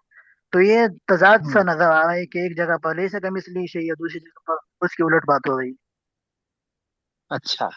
अच्छा, एक मजे की बात यह कि हमने इल्मुल कलाम का ये सिर्फ तारुफ पेश किया है। आगे हम ये जो अल्लाह ताला की सिफात की जब बहस आती है ना, सिफात की बहस में हमारे बहुत सारे इख्तिलाफात चलते हैं। ये सिफ्त जो इसको क्या कहते हैं, सिफ्त इस्तिवा है या सिफ्त रोयत है या दीगर बहुत सारी सिफात हैं जिनमें हमारा बड़ा अच्छा तगड़ा कलाम होता है और बहुत अच्छे अच्छे इख्तिलाफात होते हैं। तो एक तो ये कि इन पर हमने तफसीली कलाम नहीं किया, लेकिन ये जो सवाल पैदा होता है या एतराज उठता है, ये भी असल में मुहद्दिसीन पर उठता है। क्योंकि यहाँ पर हम तो तत्वीक देंगे ना कि एक तरफ अल्लाह ने कह दिया कि लईसा कमिस्लिही शै, अल्लाह की तरह कुछ भी नहीं है। तो बस ये बुनियाद बन गया कि अल्लाह की तरह कुछ भी नहीं है। फिर अगर अल्लाह ताला ने ये कहा है कि अल्लाह ताला फौका अयदीहिम यदुल्लाहि फौका अयदीहिम कहा है, या और जो भी कहा है, तो इसकी हम तावील करेंगे। क्योंकि अगर हम तावील नहीं करते तो फिर दोनों nuसूस का भी आपस में तजाद लाजम आ जाता है। nuसूस को भी तजाद से बचाएंगे कि एक तरफ अल्लाह ने कह दिया लैसा कमिस्लिही शै, दूसरी तरफ अगर हम कोई चीज साबित करेंगे तो वो फिर मिसल बन जाएगी ना। तो मिसल बन जाने की वजह से nuसूस का आपस में तजाद लाजम आ जाएगा। लिहाजा हमने nuसूस का तजाद भी बचाना है और अपनी बात भी हमने बचानी है कि उसके लिए हम क्या कर देते हैं, उसको फिर मुनासिब उसकी हम तावील कर देते हैं कि इससे मुराद जो है वो अल्लाह ताला की कुदरत मुराद है। पिंडली वाली बात में भी कुदरत मुराद होती है। बहुत शुक्रिया शेख। तीसरा सवाल में ये था कि جیسے کہ معتزلہ نے کہا ہے کہ بھائی اللہ تعالیٰ تمام صفات سے پاک ہے اور انہیں نفی کر دی ہے، تو کیا یہ بات ٹھیک نہیں ہے کہ اللہ تعالیٰ کو تمام صفات سے پاک کیے جائے، اور کیونکہ وہ واحد ذات ہیں، اور جو صفات ہوں، نصوص میں وارد ہوئی ہیں تو ان کی مناسب تعویل کی جائے، جیسے ماتریدی و اشاعرہ نے کی ہے، یا پھر محدثین کی طرح تفویض والی بات کر دی جائے، لیکن اللہ تعالیٰ کو تمام صفات اچھا سے پاک مان لیا جائے؟ اچھا، میرے خیال سے میری بیچ میں آواز کٹ گئی تھی، میرا دوسرا سوال بھی جواب مکمل نہیں ہوا، تب بھی میری آواز آ رہی ہے؟ آواز آ رہی ہے جی بالکل۔ جی شیخ، آواز آ رہی ہے۔ اچھا، میں دوسرے سوال کے جواب میں یہ عرض کر رہا تھا کہ یہاں پر ہم تو نصوص کا تعارض بھی بچاتے ہیں، اور جہاں پر عقل و نقل کا تعارض ہو رہا ہے تو وہاں پر بھی ہم بچا کر کیا کہتے ہیں، وہاں تعویل کر دیتے ہیں۔ یہ سوال ہم پر اٹھتا ہی نہیں، محدثین پر اٹھتے ہیں، تو پھر وہ وہی بات کہیں گے کہ بس نص نے کہہ دیا ہے لیسا کمثلہ شیء، تو ہم نے کہا تھا کہ ہم اس کی تفصیل میں نہیں جائیں گے، لیسا کمثلہ شیء کہہ دیا تو ٹھیک ہے، اور جہاں پر کسی چیز صفت کو ثابت کیا ہے تو ہم اس کو واضح کر دیتے ہیں کہ یہ لفظ خود قرآن نے کہہ دیا ہے، معنی اس کا ہم مراد لیں گے، جو قرآن نے بتایا ہے معنی تو وہ ہم مراد لیں گے، لیکن کیفیات کی ہم تفویض کر دیں گے۔ تو یعنی سوال انہیں پر اٹھتا ہے، لیکن وہ جو بھی جواب دیں گے وہ یہ پھر ہے بھی مسئلہ بھی ان کا ہے، ہمارا مسئلہ بھی نہیں ہے، اور خود ہم ہی تو سوال اٹھا رہے ہیں۔ اور دوسری بات یہ کہ وہ اپنے اصول پر آ جاتے ہیں کہ ہم نے کہا ہے کہ ہم جو نفی والی بات ہے اس میں اجمال سے کام لیں گے، اور جو اس بات والی بات ہے تو اس میں ہم تھوڑا تفصیلی کلام کریں گے۔ اور تیسری بات آپ نے کیا کہی تھی کہ اللہ تعالیٰ کو یعنی صفات سے یعنی پاک مانا جائے؟ تیسرا سوال یہ تھا کہ معتزلہ کی طرف جیسے انہوں نے صفات کی نفی کی ہے اور تمام صفات سے اللہ تعالیٰ کو پاک مانا ہے، تو اس طرح جو ہم بھی یا جو محدثین ہیں وہ بھی اللہ تعالیٰ کو صفات سے بالکل پاک مان لے اور کہیں کہ کوئی صفت نہیں ہے اللہ تعالیٰ کی، لیکن جو صفات نصوص میں وارد ہوئی ہیں جیسے ید اللہ فوق ایدی مکان یا احادیث میں جیسے ہے، تو ان کے ہم مناسب تعویل کرنے جیسے ماتریدیہ و شاعرہ نے کی ہے، یا پھر محدثین کی طرح تفویض والی بات کر دیں کہ وہ کما یلیق بھی شان ہے، لیکن اللہ تعالیٰ کی کوئی صفت نہیں۔ اچھا، مزے کی بات میں جو ابوالکلام صاحب کی بات کرنے لگا تھا وہ مجھے ابھی یاد آ گئی۔ میں ان معاملات میں یعنی یہ علم الکلام کے معاملات میں ایک تو شاہ ولی اللہ صاحب کو بہت زیادہ فالو کرتا ہوں۔ شاہ ولی اللہ کہتے ہیں کہ یہ جو کلامی ابحاث ہیں یہ ابحاث عقیدے کی نہیں ہونی چاہیے، بلکہ یہ کلامی ابحاث فقط کلامی ابحاث ہی ہونی چاہیے، اور جو کوئی اگر گمراہ فرقہ ہے تو اس کے خلاف جو ہم نے کلام کیا تو وہ فقط اس کے رد میں ہونی چاہیے، ان کو ہم عقیدہ نہیں بنا سکتے، بلکہ توقف کریں گے، اور یعنی کافی ساری باتیں ہیں، لیکن میں شاہ صاحب کی بات سے کسی حد تک اتفاق کرتا ہوں، اور میں اس معاملے میں ابوالکلام صاحب کی بات مجھے بہت پسند ہے۔ تفسیری ترجمان القرآن میں وہ لکھتے ہیں، میرے خیال سے یہ سورۃ النحل کی کسی آیت کے تحت لکھتے ہیں، وہ فرماتے ہیں کہ اللہ تعالیٰ کی اچھا تنزیہ ہوتی ہے نا، تنزیہ کا مطلب ہوتا ہے اللہ تعالیٰ کو ہر چیز سے پاک ماننا۔ تنزیہ کا کمال تو اسی میں تھا کہ اللہ تعالیٰ سے ہر صفت کی نفی کر دی جائے، اللہ تعالیٰ اس طرح کے بھی نہیں ہے، اس طرح کے بھی نہیں ہے، اس طرح کے بھی نہیں ہے، یعنی ہر چیز سے جب اللہ تعالیٰ کی ذات کو پاک مان لیا تو اس میں تنزیہ کا کمال ہے۔ لیکن جب اللہ نے یہ کہہ دیا تھا کہ میں ہوں، میں موجود ہوں، میں اللہ ہوں، تو انسان کی فطرت اور انسان کا وجدان لازمی طور پر اللہ کے لیے کوئی نہ کوئی تصور قائم کرتا، انسان کی فطرت بھی اور انسان کا وجدان بھی۔ جیسے آپ مثال لے لیں، فرعون نے کیا کہا تھا، یا حامان ابن لی صرح اللہ علی، ایک منٹ معذرت کے ساتھ، ہانی آپ موجود ہیں، آپ ایسا کریں نا تفسیر والے کلاس میں آپ میسج کر دیجئے اور کہیے کہ ابھی تھوڑا سا یہ ہمارا فلسفے کا لیکچر چل رہا ہے تو جیسے فری ہوتے ہیں کلاس لیتے ہیں، ٹھیک ہے، وہاں میسج کر دیجئے۔ اچھا، میں عرض کر رہا تھا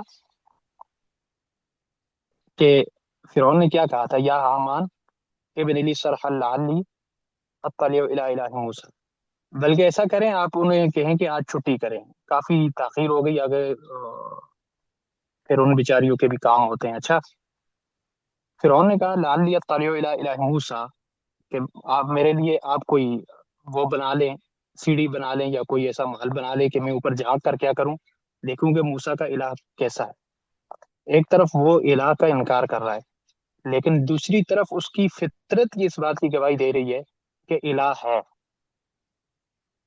اور یہاں سے محدثین اپنے لیے دلیل بھی پکڑتے ہیں، وہ کہتے ہیں دیکھیں فرعون کی فطرت نے گواہی دی تھی کہ اللہ اوپر ہے، یہ جو صفت استوا والی بات آ جاتی ہے۔ بہرحال تو ابوالکلام صاحب یہ کہتے ہیں کہ انسانی وجدان اور انسانی اس کا فطرت کا تقاضا یہ تھا کہ وہ اللہ کے حوالے سے کوئی نہ کوئی تصور قائم کرتا، تو اس تقاضے کو مد نظر رکھ کر اللہ تعالیٰ نے اپنے بارے میں بتا دیا کہ میں ایسا ہوں، میں اس طرح سے پیدا کرتا ہوں، میں اس طرح سے مارتا ہوں، میں اس طرح سے زندہ کرتا ہوں۔ اور اللہ نے جو اپنا تعارف ان الفاظ میں کرا دیا تو یہ تمام اللہ کی صفات ہو گئی۔ تو یہ انسانی وجدان کا تقاضا تھا کہ اللہ تعالیٰ کے لیے پھر اس طرح سے صفات ماننا پڑے، اور وہ خود اللہ تعالیٰ نے بتا دی۔ تو یہ بات ہے کہ یعنی بالکل نفی نہیں کر سکتے، انسان کا وجدان اور انسان کا جو انسان کی جو فطرت ہے وہ پھر بھی کوئی نہ کوئی تصور قائم کرے گی، اور وہ تصور قائم کر کے کوئی غلط صفت جو اختیار کر لے تو اس سے اچھا یہی نہیں ہے کہ جو اللہ نے بتا دی ہیں وہی صفات اختیار کر لیجیے۔ اور جہاں پر اگر کوئی تجسیم وغیرہ لازم آتی ہے تو پھر اشاعرہ اور ماتریدیہ کا بہترین موقف اور بہترین مزاج ہے کہ وہ اس صورت میں کیا کرتے ہیں کہ اس کی مناسب تعویل کر لیتے ہیں۔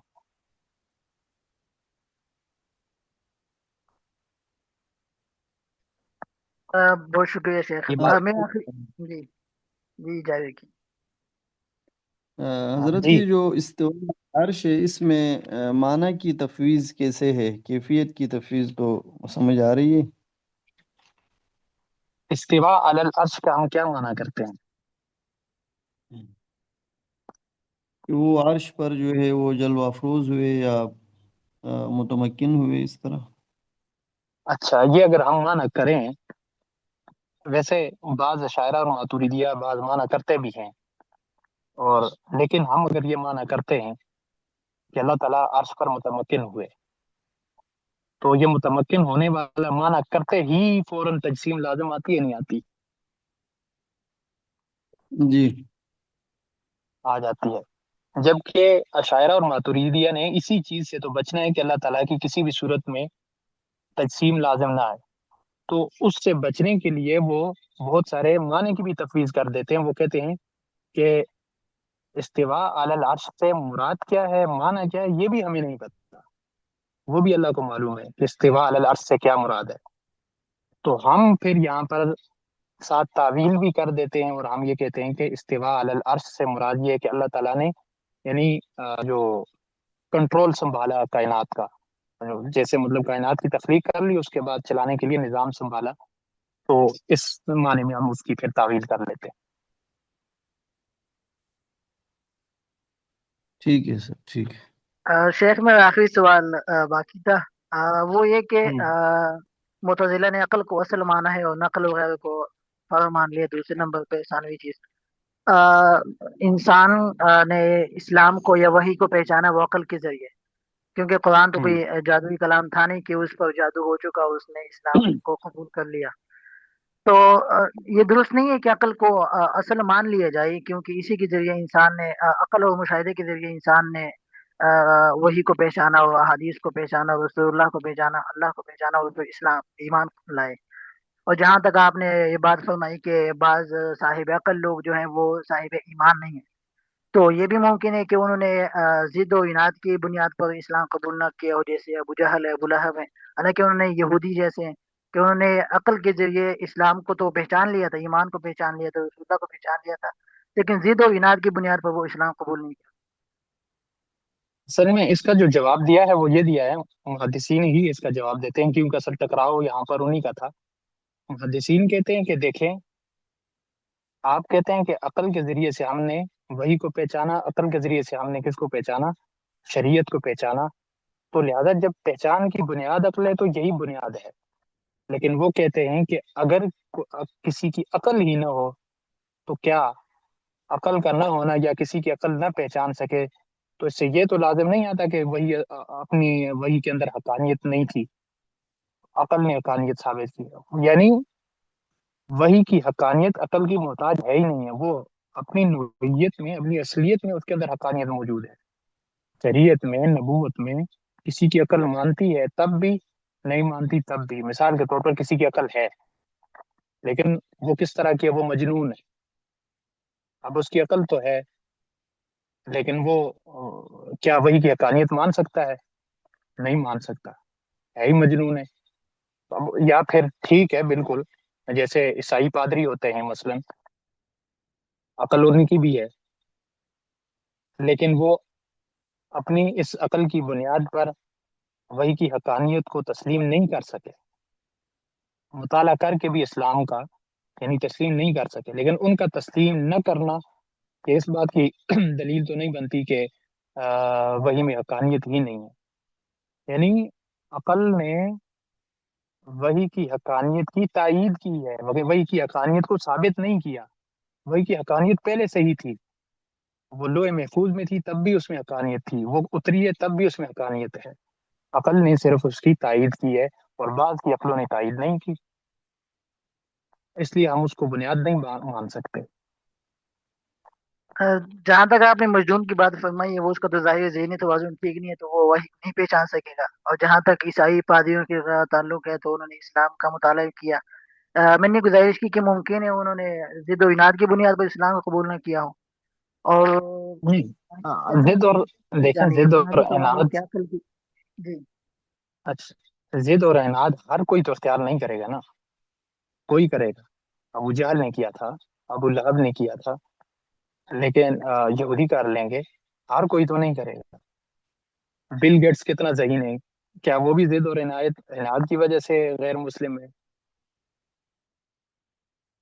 وہ تو اپنی عقل ہی کی وجہ سے بہرا روی پہ نا، یعنی ہر کوئی ضد اور عناد کی بنیاد پر انکار نہیں کرتا، کوئی عقل کی بنیاد پر بھی حقانیت کو نہیں پہچان سکتا۔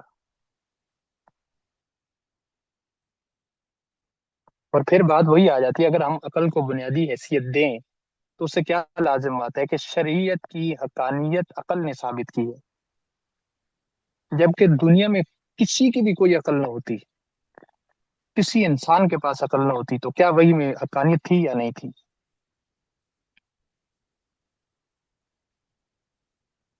جی بہت شکریہ شیخ، لیکن اگر عقل کو اس صورت پر اصل مان لیا جائے کہ عقل نے وہی کو پہچانا ہے، اس کی حقانیت ثابت نہیں کی کیونکہ اس کی حقانیت پہلے سے تھی، بس اس کی حقانیت کو پہچانا ہے، تو اس صورت میں پھر عقل اصل بن سکتا ہے کہ نہیں؟ نہیں بن سکتی، کیونکہ کسی چیز کی پہچان کا یہ صرف ایک ذریعہ ہے، اور اسی طرح کا ایک ذریعہ خبر صادق بھی ہے، کو کسی پیغمبر کا خبر دینا۔ اور دوسری بات یہ کہ عقل جو کسی چیز کی حقانیت پہچانتی ہے وہ اپنے دائرے تک پہچانتی ہے، دائرے کے بعد والی حقانیت جو ہے وہ عقل پہچان ہی نہیں سکتی، وہ خبر صادق بتاتی ہے، جہاں سے عقل کا دائرہ ختم ہو جاتا ہے۔ مثال کے طور پر اللہ تعالیٰ کی ذات، اب انسان کی عقل اس کا ادراک نہیں کر سکتی ہے، صفات کے بارے میں عقل ادراک نہیں کر سکتی، وہاں لازمی طور پہ خبر صادق کا سہارا لینا پڑتا ہے۔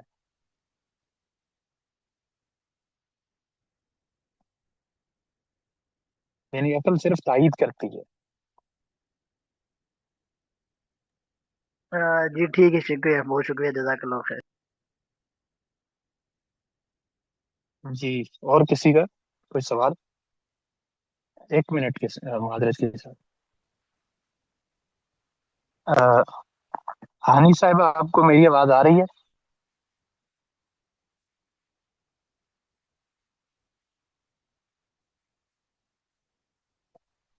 جی کہیے، کسی کا سوال؟ جی جی آ رہی ہے۔ آپ تفسیر والی کلاس میں بتا دیجئے کہ چھٹی کریں، میں یہاں مصروف ہوں اور وقت گزر گیا ہے جی کلاس ٹھیک۔ کا، ٹھیک ہے؟ جی جی احباب،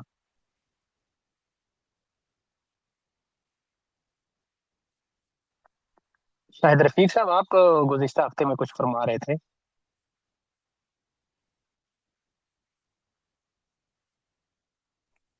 میں اصل میں شروع میں کلاس لے نہیں سکا، تو اس وجہ سے تھوڑا سا میرے سے کچھ چیزیں مس ہو گئی ہیں۔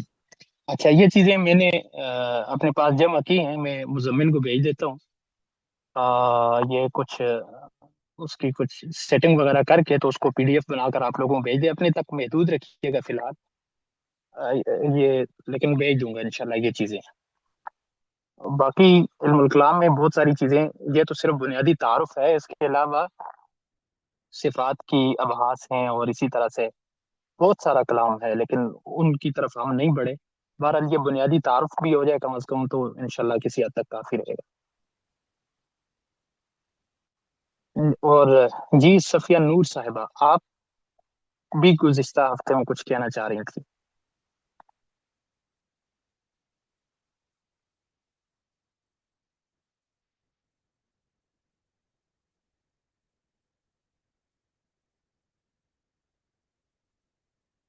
اچھا، ادھر بھی کوئی سوالات آئے ہوئے ہیں. اچھا اسائنمنٹ میں، اچھا اچھا اسائنمنٹ تو میں گروپ میں میسج کر دوں گا، اس کا مسئلہ نہیں ہے. ابوالکلام آزاد صاحب نے یہ کہا ہے، وہ فرماتے ہیں کہ اللہ تعالیٰ کی تنزیہ میں مطلب کمال اسی صورت میں آ سکتا ہے کہ اللہ تعالیٰ سے ہر قسم کی صفت کی نفی کر دی جائے. اس طرح بھی نہیں ہے، اس طرح بھی نہیں ہے، اس طرح بھی نہیں ہے، اس طرح بھی نہیں ہے، اس سب طرح کے نہیں ہے، اس سے بلند و بالا ہے، تو تنزیل کا اس بات ہو جاتا ہے اور تنظیم میں کمال ہو جاتا ہے. لیکن اگر ایسا ہوتا تو انسان کی فطرت اور انسان کا وجدان اللہ تعالیٰ کے بارے میں کوئی نہ کوئی تصور اختیار کر لیتا. تو جب تصور اختیار کرتا اور جب انسان کا وجدان یا انسان کی فطرت اگر کوئی تصور اختیار کر لیتی تو پھر کیا پتا کسی کی عقل جو ہے وہ کیا اختیار کر لیتی، کسی کی عقل کیا اختیار کر لیتی. اس لیے اللہ تعالیٰ نے اپنے وجود کے بعد اپنے بارے میں خود فرما دیا کہ میں اس طرح سے ہوں، مثلا میں مارتا ہوں تو اس طرح مارتا ہوں، میں زندہ کرتا ہوں اس طرح سے کرتا ہوں، میں سنتا ہوں اس طرح سے سنتا ہوں. یا اس طرح کی بات نہ بھی کی ہو، اتنا بھی کہہ دیا کہ میں سنتا بھی ہوں، میں مارتا بھی ہوں، میں زندہ بھی کرتا ہوں. تو یہ جو اپنے تعارف میں اللہ تعالیٰ نے کہہ دیا تو یہی اللہ تعالیٰ کی صفات ہیں. اور یہ انسانی وجدان اور انسانی اس کا انسانی فطرت کا تقاضا تھا، تو اللہ تعالیٰ نے اسی لیے اپنے لیے صفات کی وضاحت کر دی ہے. تو اس لیے صفات ثابت ہو جاتی ہیں.